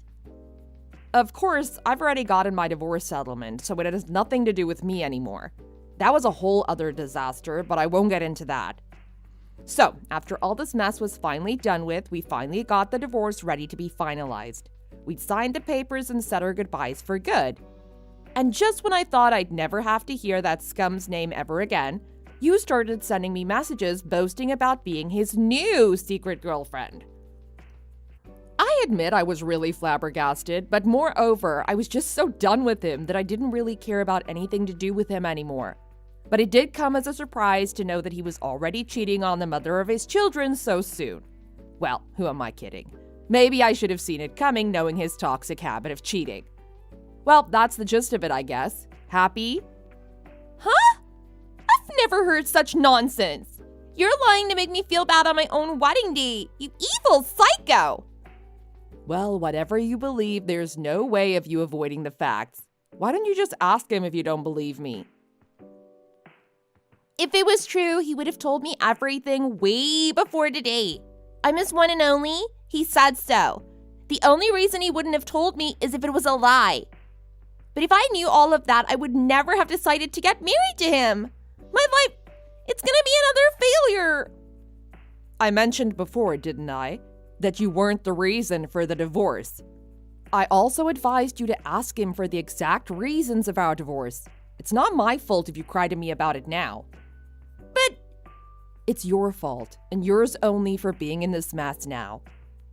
You were the one who got so ecstatic thinking you won against me by taking my husband that you didn't even investigate everything for your own good, didn't you? Just how stupid can you be? What goes around comes around, Sam. You can't make this my fault now. You gotta take responsibility for your own dumb actions. No, I quit then. I'm canceling the wedding. Like I said, I'm gonna take Kyle as my new husband. That's the least you can do for me now as my own sister. See, this is what I'm talking about. You don't even think twice about your dumb choices. You're too impulsive. What makes you even think that Kyle would want to marry you too? You don't even know him properly, for crying out loud. Look, why don't we try it then? Just to make you shut up about it. I'll pass my phone to Kyle now. Hey, it's Kyle here. I still can't get my head around why you don't even remember me repeatedly telling you that my parents aren't divorced when we were little. I, on the other hand, distinctly remember how you would always make fun of me for having no dad and being poor. You're a disgusting human being, and I'll never forget about it. Huh? Kyle?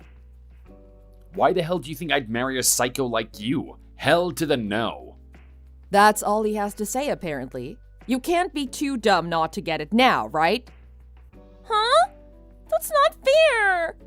I never got a say in anything. What makes you think you guys could be so rude to me? Give up already, Sam. When are you ever gonna learn? You're just a self-involved drama queen. No one cares. Huh? How dare you? Oh, my bad. I should have known that's something too difficult for you to comprehend. Well, looks like nothing is ever gonna get through to you, so I'll just block you now, alright? I have my fabulous honeymoon to get back to. Ta-ta! Hey, I'm not finished yet! Hey, answer me!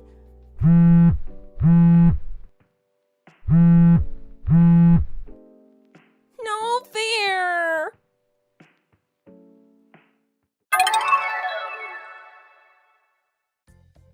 Not surprisingly, Sam called off the marriage. She exploded with fury and went on a rampage at her own wedding right after finding out the truth behind Jesse's past. When discussions arose between the two on how to handle things from there, Sam was taken aback by what Jesse claimed on his behalf. Jesse swore that he had explained everything about himself before he had proposed, and that Sam should have already known about it. From this, another argument ruptured concerning who was actually at fault. But even though they were in the midst of sorting things out, it was revealed that Jesse had already gone and found another lover on the side during the engagement, and had invited his new love to their wedding. In a turn of events only the cheesiest telenovela writers could come up with, the other woman revealed she was pregnant. Sam's wedding became a nationwide joke, and memes and reaction videos were all over the internet for the next few weeks. Sam's hell continued when Jesse got sued yet again for child support, and the courts ordered his wages be garnished. My parents contacted me about this whole situation, asking me to aid Sam financially for starting the commotion in the first place, and that her running off to a new man was all my fault. Of course, I didn't accept any of their ridiculous pleas, and I intend to continue never getting involved in my family's dumb affairs, especially when they're all inclined to always take my sister's side. As a result of all this commotion, I've decided to completely block them from all my apps and social media platforms. I now live the life of my dreams with my one and only who truly understands me for who I am. Hey, June. I'm getting on the subway now. From here, I'll be heading straight home. All right, I'll see you soon then. Right now, I'm just in the middle of getting dinner ready. But I already got your towel and everything ready, so you can just hit the shower right when you get home. Oh, great. I'll do just that. Dinner for tonight is fried chicken and mashed potatoes. Sound good? Yeah, sounds great. Thanks, June. You're making exactly what I wanted.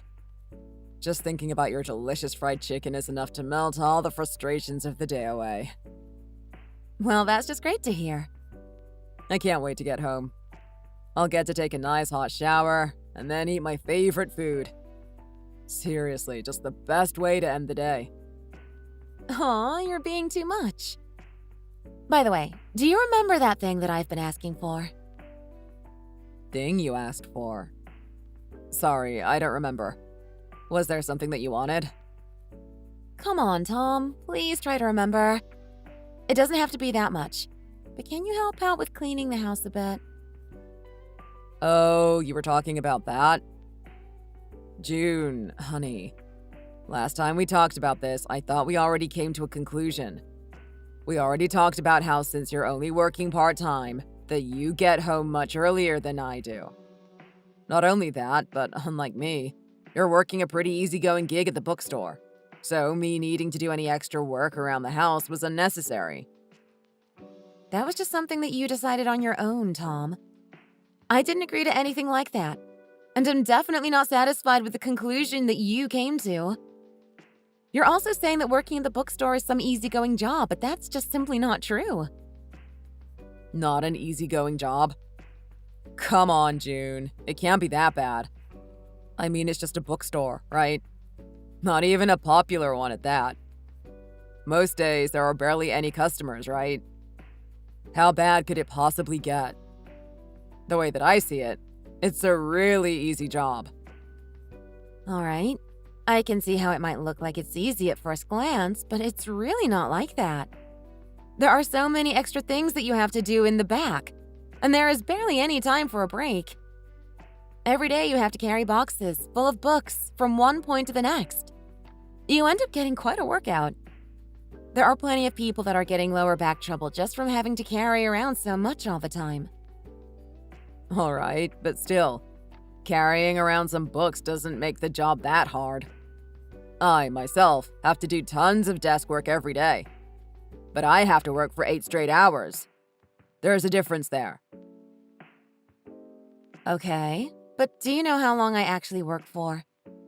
I know it's called a part-time job, but I'm actually working 7 hours a day, 5 days a week.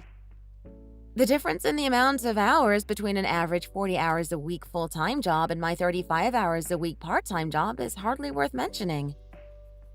Sure. But my full-time job isn't just 40 hours. I have plenty of overtime and Saturday work that I have to do. No matter how you look at it, you're the one that has more free time to work on the house. Am I wrong? Now, I know that you're working more than me. If you know, then stop making me say it. Unlike someone who works at some part-time job, I am working hard at my company trying to get money for the bills. I'm always busy, and every time I get off work, I'm completely exhausted. Tom, we're both working.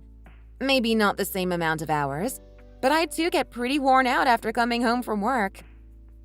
Since we're both tired, couldn't it be at all possible to ask you to help out around the house? As I said, you don't have to do much.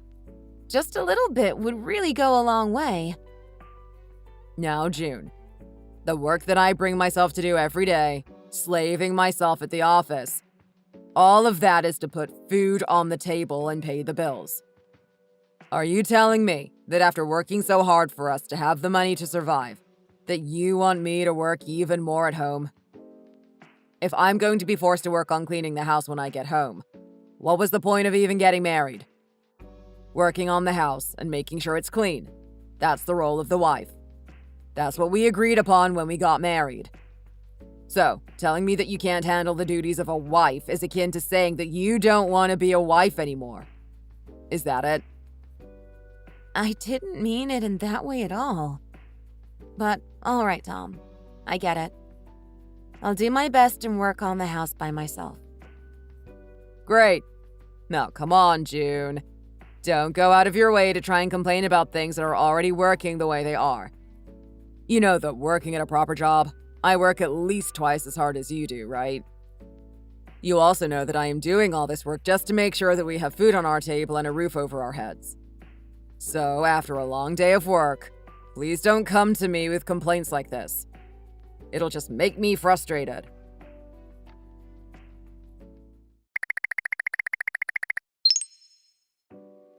Hey, keep it down. Stop pounding on the windows. You're making a racket. You're disturbing the neighbors with all that noise. More than that, what'll you do if you end up breaking a window? Then hurry up and unlock the door. What on earth are you doing all of a sudden? You get home and immediately just push me out of the house and lock the door? What are you talking about? You're the one who is in the wrong here. Stay out there and think about what you have done. I'll give you until morning to think it over. Think about what I have done? Outside? What are you even talking about, Tom? What could I possibly have done that would warrant being thrown out in the cold? You know exactly why. Where is my dinner, June? What? Do you know how late it is, June? What happened to dinner? Where is it? You didn't even try to prepare anything now, did you? Is that why you're angry? That's why you locked me out? I messaged you this afternoon saying that you'd have to get dinner on your own. I had to work overtime because of the hours I missed when I had to take that day off a few weeks back. That's your reason for not having my dinner ready for me? I remember telling you before, and you even agreed, but I'll say it one more time. Working around the house, which includes dinner, is your job. Tom, I get that, but this was out of my control. I simply couldn't make dinner tonight. I barely got home before you did. Not only that, but when I messaged you, I thought that you'd just go ahead and eat out somewhere for dinner. Why didn't you? Huh? Why do I have to eat out somewhere for dinner? You're the one who said you'll do your best, aren't you? I mean, really? You're the one who couldn't do what you're supposed to, and yet you have the nerve to talk to me like that. You're not some princess that I'm taking care of. You have a job that you have to do at home. My way of talking? That's not really what you're angry about, right? Tom, I'm sorry, but I'll say it again. I want to do everything that I can in order to be the ideal wife for you. But with being only one person, and only a certain amount of time in the day, there are things that I simply can't do. It's not because I don't want to. I really do want to be the perfect wife. But sometimes there are things just out of my control. Things like today are incredibly rare, right? All right, I hear you. So no matter what, you're going to refuse to do the duties that you've agreed to. I'm not refusing to do anything. I'm just asking you to understand that there are times when I just don't have the ability to do them. Shut up, Jane. All you're doing is making excuses, and I'm not going to stand for it. So, I'm going to go ahead and tell you what'll happen if you try and defy your duties as a wife. Wait a minute, Tom. Aren't you being a little strange right now? Can we properly talk this out? Please, just open the door and let me inside. What did you say? Why are you calling me strange? You're the one who isn't doing what they promised they would. Stop unnecessarily making me angry after a long day's work.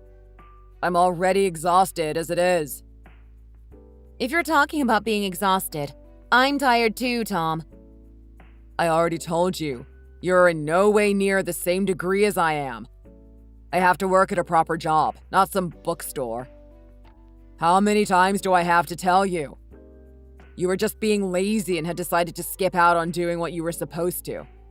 Isn't that right? I've been thinking about this for a while now, but... Seriously, Tom, what happened to you? Why have you changed so much? I mean, right after we got married, you were always helping out around the house when you could. You were always making me feel like you actually valued me. You talk like I don't anymore. Out in the real world, I'm doing the best that I can to provide everything for you. The reason why I'm working so hard is precisely because I value you. And yet, even though I'm working so hard for us, you're trying to force me to do the housework, and even skipping out on actually making dinner. I'm only saying that since we're both working, I'd like you to help out a little bit around the house too. I'm not trying to force you to do anything. I'm just asking if you could help. It's strange that you're even wanting me to do anything around the house. Making sure that the house is well kept, everything is running smoothly at home, is the wife's job.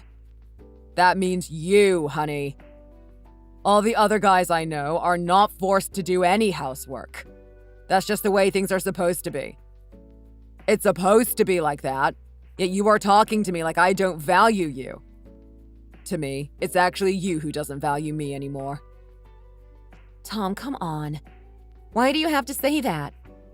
Everyone's home life is different. It shouldn't matter if that's how other people are doing it. We should do what is best for us. But please, Tom, let's talk inside. Can you open the door, please?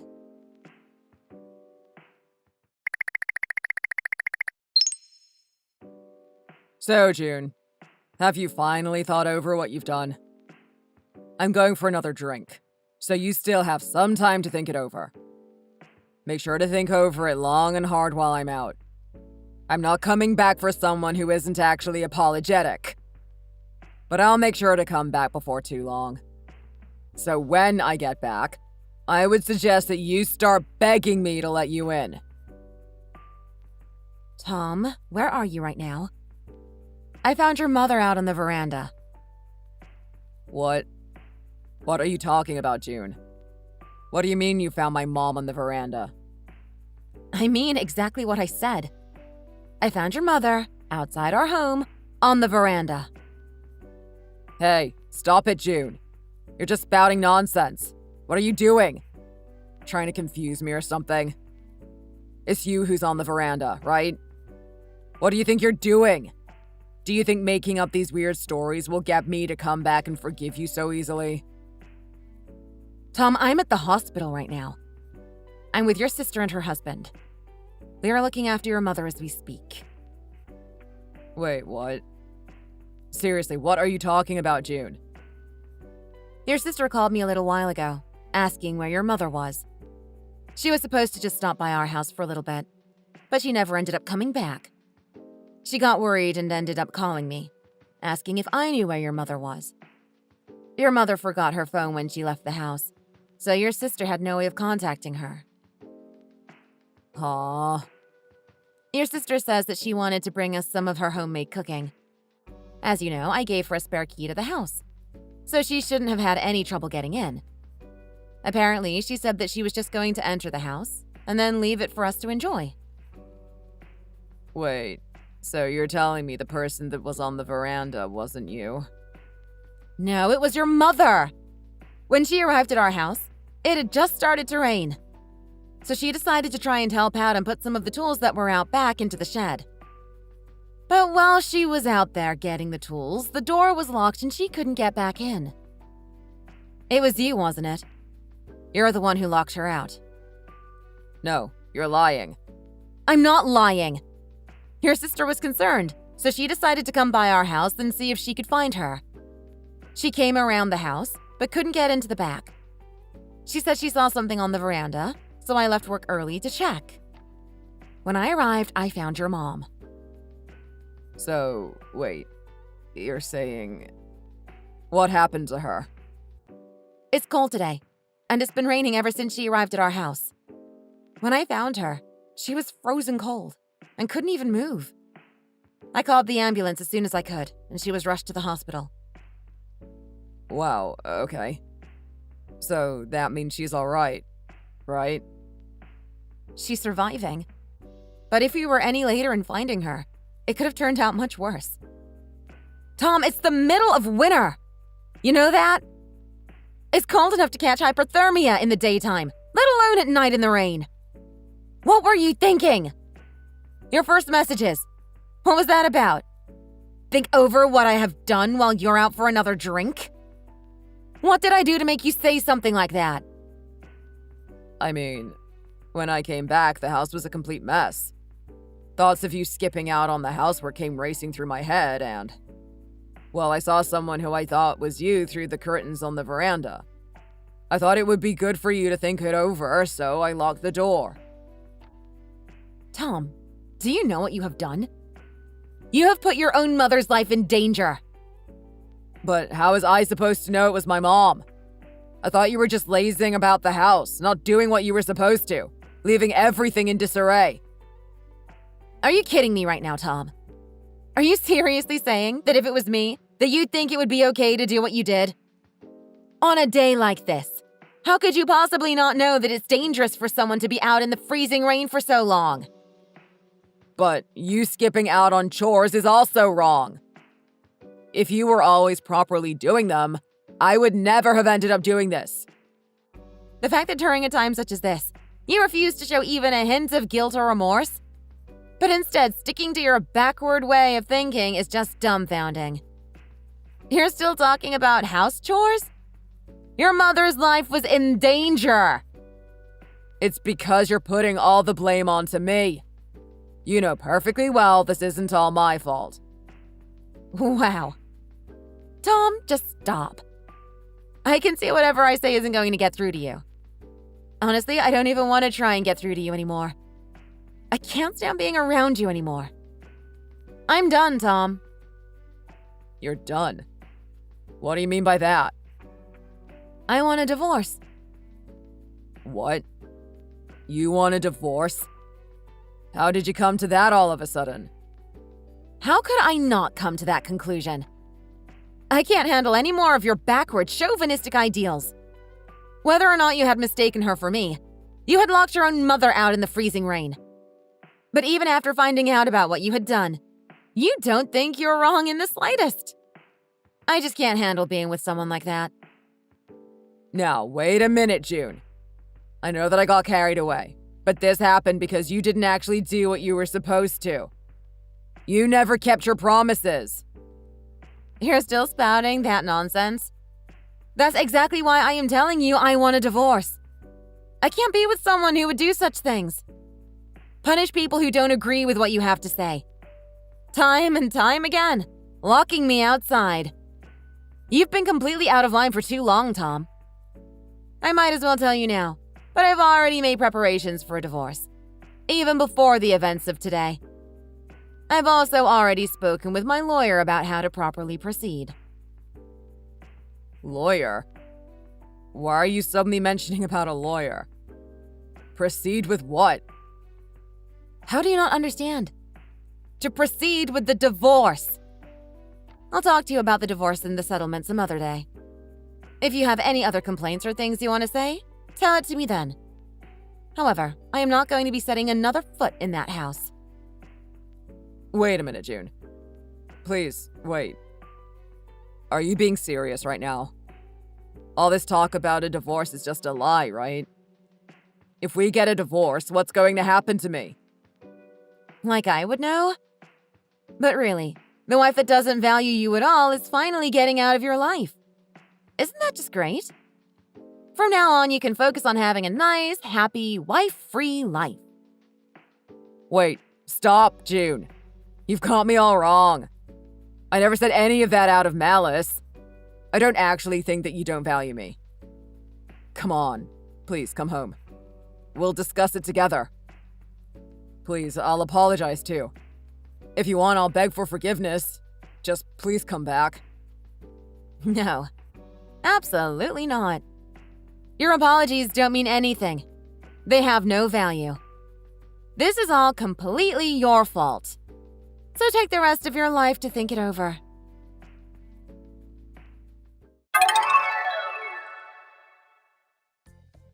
The next day, I went straight to the lawyer's office to officially hire the lawyer I had previously consulted with about the divorce. After hearing about what Tom had been doing throughout our marriage, the lawyer told me that I had a wonderful case for divorce and took the case. When Tom's actions concerning the endangering of his own mother's life were put on display for everyone to see during the trial, he became deathly pale. With the reveal, the divorce was said and I had received a large settlement for the mental damages he had caused during our marriage. For him, however, it was actually much worse. All of his horrible actions were revealed to his family. His mother, sister, and pretty much the rest of his family were furious with him, and they had all started cutting ties with him. As far as money goes, since he is just an average office worker, he didn't have enough money to actually afford to pay for the settlement. He was forced to sell the apartment that we owned, then use that money to scrounge up enough to actually pay the settlement. Somehow, his workplace also caught wind of the case and the things he had done. His work environment became hostile, so he ended up quitting. For now, he is living in a run-down apartment, living paycheck to paycheck from a minimum wage job he was able to find somewhere. On the other hand, after the divorce, I started to live alone. I finally realized how abusive the relationship I was in was, and am regaining my independence. I am taking my time and trying to lead a life full of joy and fun over fear. Hey, Ronnie, are you there? I need to talk to you about something when you get a chance. I was just thinking, would you mind divorcing Rick for me? Sorry, what is all this about? Who are you? I don't even have this number saved in my phone. What are you even talking about? My name is Helen. I'm sure you can figure out who I am just from that, though. I'm assuming that you're Helen as in Rick's ex-wife, Helen? And just why are you sending me messages like this out of the blue? Ding, ding, ding! Oh, he really can pick them smart, can he? But the thing is that I've already decided to get back with Rick. But before that can happen, I need you and him to get a divorce so that we can get married again. I see. So basically you want me out of the picture so that you can try and get back with your ex-husband. Right again! Aren't you such a clever girl? So you'll divorce him for me then, right? I can tell that you have this plan in your head, but no, absolutely not.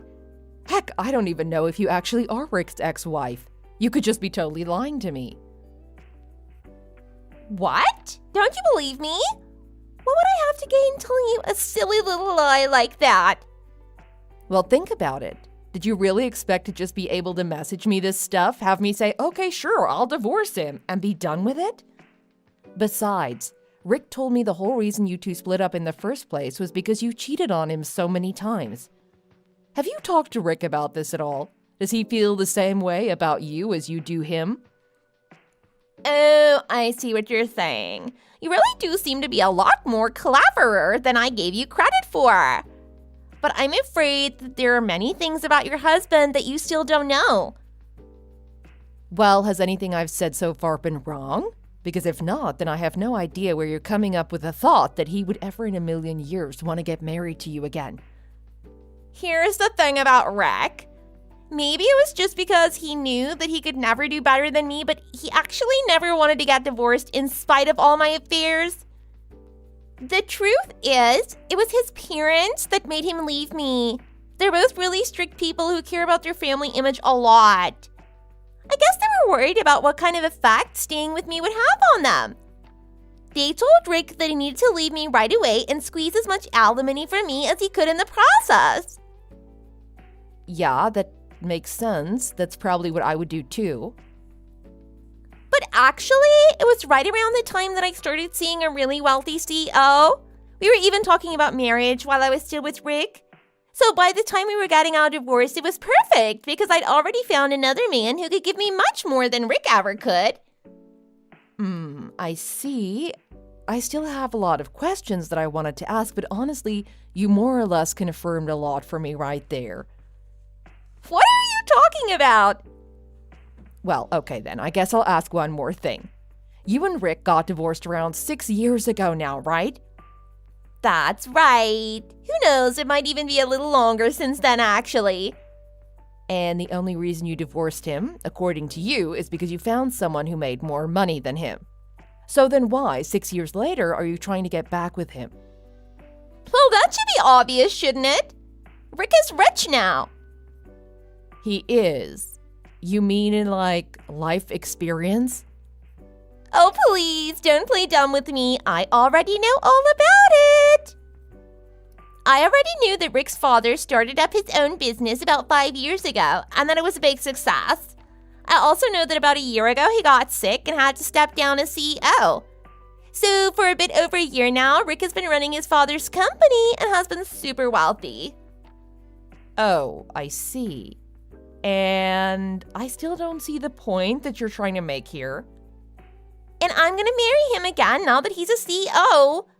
Back then he might have been just another lowly office drone, but now he's a rich and powerful owner of a company.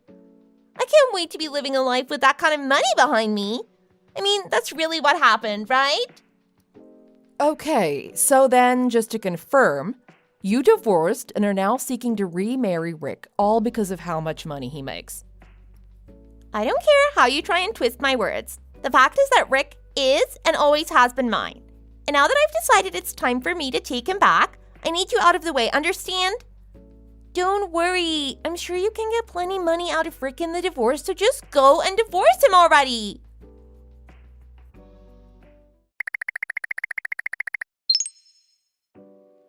Hey Ronnie, are you there? It has been a little while since we last spoke. I wanted to see how things were going along on your end. Have you gotten the divorce yet? How long are you going to keep me waiting? I assume you checked in with Rick about it, right? So it should be all over now? I don't know why you're making this more difficult than it ought to be. Hey there, Helen. Yes, I asked Rick. He admitted to seeing you behind my back. Yes, see? I told you. So you two are getting a divorce then? Well, unfortunately, it isn't quite that simple. There are a lot of complicated issues that we have to settle first before we can begin to start getting divorced in earnest. What do you mean by that? And you better not give me any kind of lame excuse. I don't want you to keep me waiting any longer than strictly necessary. I mean that Rick and I getting a divorce would have an impact on the company, and so we're figuring that out first. We even went to Rick's father and asked for his input into the situation. Ew, okay. So that's what's taking you guys so long then. I knew this would end up being a massive pain. Can you just hurry up at least? Oh yes, I'm really so sorry that this whole thing of me getting a divorce isn't going as smoothly as you wanted it to. There's just so much to untangle before we can divorce, so you'll just have to wait. Oh, by the way, that reminds me, you two do actually work at the same company, right? Now who's a clever girl? I did just say that. Though I'm not sure the picture you have in your head is as accurate as you'd like it to be. You know, Ronnie, I really don't appreciate your sarcasm. Noted. Oh, whatever. Anyway, if you two divorced, that'd make it pretty awkward if you stuck around there, don't you think? Of course, I don't really care about what happens to you one way or the other, but I like the idea of you being forced out of the company. Then that way, not only can I say that I've taken your husband, but I'll have also left you completely jobless. Can you imagine? That would just be crazy. I think I might have really outdone myself here. Oh no, I'm sorry. I think you might be a little mistaken there. Whatever, I didn't ask. Just hurry up and divorce already, got it? I'll give you a week to figure it out.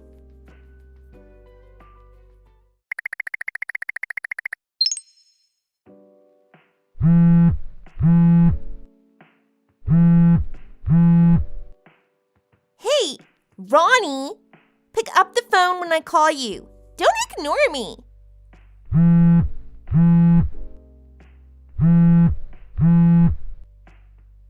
Ronnie, I am serious. This isn't a joke. I can't seem to get a hold of Rick at all anymore. What is going on here? Do you know something? You have to tell me. I know that you know. Come on and tell me. Oh, hello again, Helen. I'm really sorry for missing your calls. As you should be. This is really serious. I'm sure.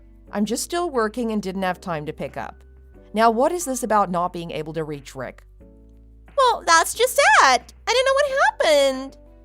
Don't tell me that you don't want him to divorce you so badly that you locked him up inside your house and are refusing to even let him go outside.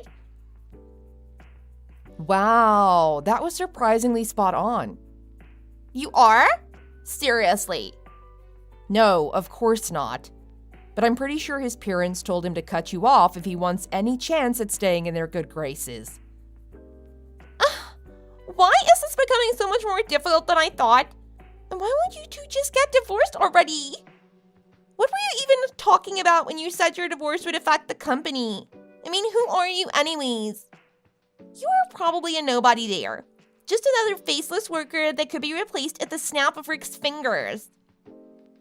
Actually, I'm afraid that I'm rather irreplaceable for the time being.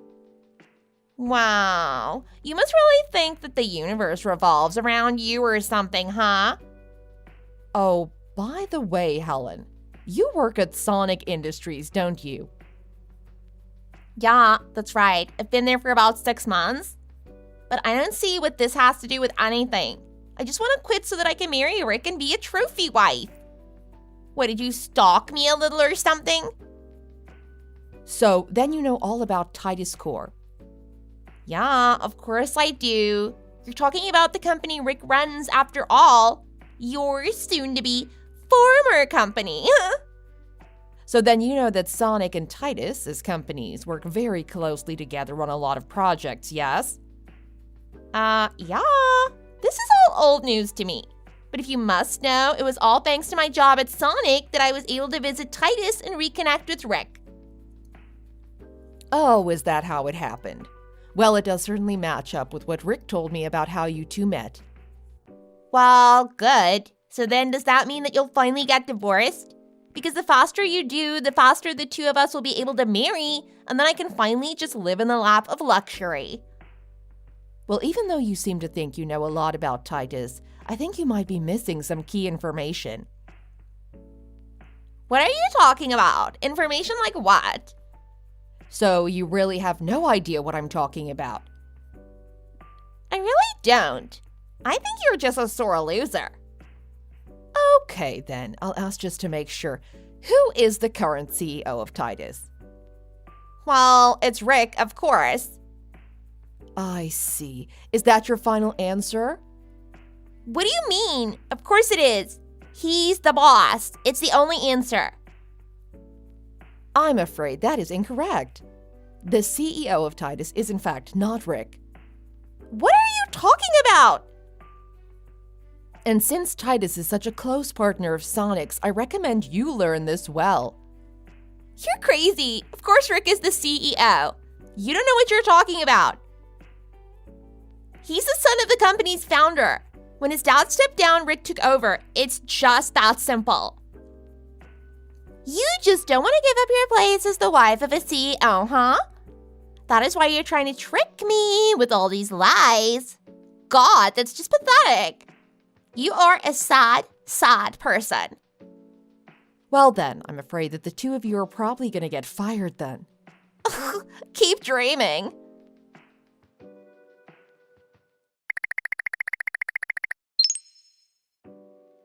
Ronnie, what is all this? What were you trying to talk to me about yesterday? What did you mean when you said that Rick wasn't the CEO of Titus? Because I checked their website and it says that you are the CEO. What kind of trick is this, huh? Did you edit the website or something? Nothing like that at all, Helen. The website is correct. Well, I suppose it might be more accurate to say that Rick's father is still the one pulling the strings. There was one point where his father thought of passing along the company to Rick. The only reason he stepped down in the first place was because of health issues. He decided he could no longer handle much of the day-to-day of the company. But he still shows his face and makes appearances around the office or at corporate events. But what about Rick taking over the company? Well, his father based Rick's succession on if he demonstrated a readiness to take over. But since Rick never did show the keen judgment that his father was looking for, he felt uncomfortable handing off the reins to him. Instead, he opened up the position to internal hires and began to work with HR to look for the most appropriate candidates. On a whim, I submitted my application, hoping that my experience would shine through, and I guess it did. But this can't be. I mean, You're only 35 years old. That's fair. Most people are quite surprised by my age, but I was working under Rick's father as a director at his company. But when he left and started up his own company, he reached out and asked if I'd like to get in on the ground floor of his new project. So I've been an executive for Titus ever since the very start. That's actually when I first met Rick. I can't believe this! I never knew any of this! Well, that isn't all. I think we should talk about the way that you were treating me earlier. What do you mean by that?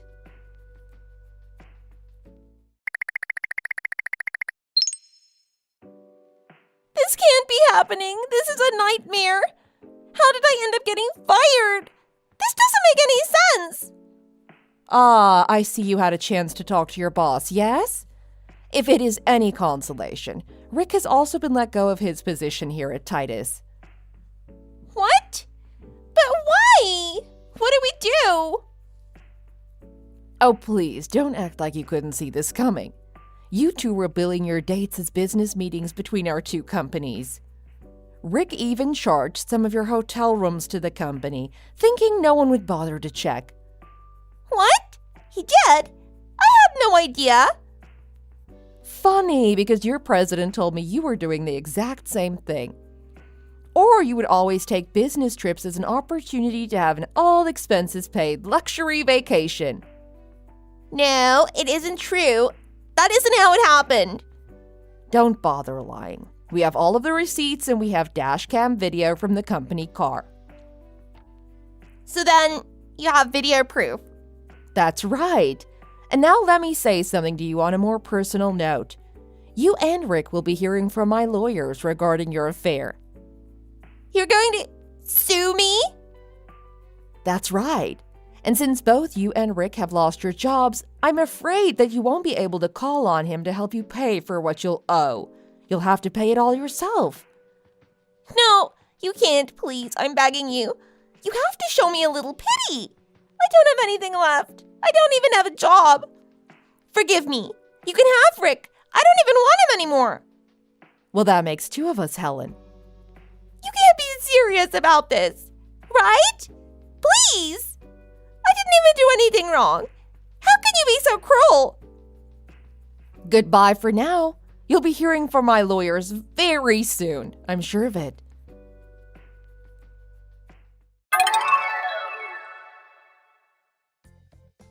After Rick and I divorced, he ran off to live with Helen. But when he got there, she was in bed with another man, and it became a huge fight. But even after all that drama, Rick still didn't want to let go of Helen. But Helen no longer saw any value in Rick since he was fired and promptly kicked him to the curb. In an act of revenge, Rick found the wife of the other man Helen was seeing. Once again, Helen found herself the subject of a lawsuit for ruining yet another marriage. All the while, Rick continued to try and press marriage papers onto Helen. The two of them finally got married, if for no other reason than to ease their mutual financial burdens. Now the two of them share a tiny space and work hard to earn enough money to pay back what they owe. Thank you for watching. If you liked this video, please give it a thumbs up. And don't forget to subscribe to see more content like this.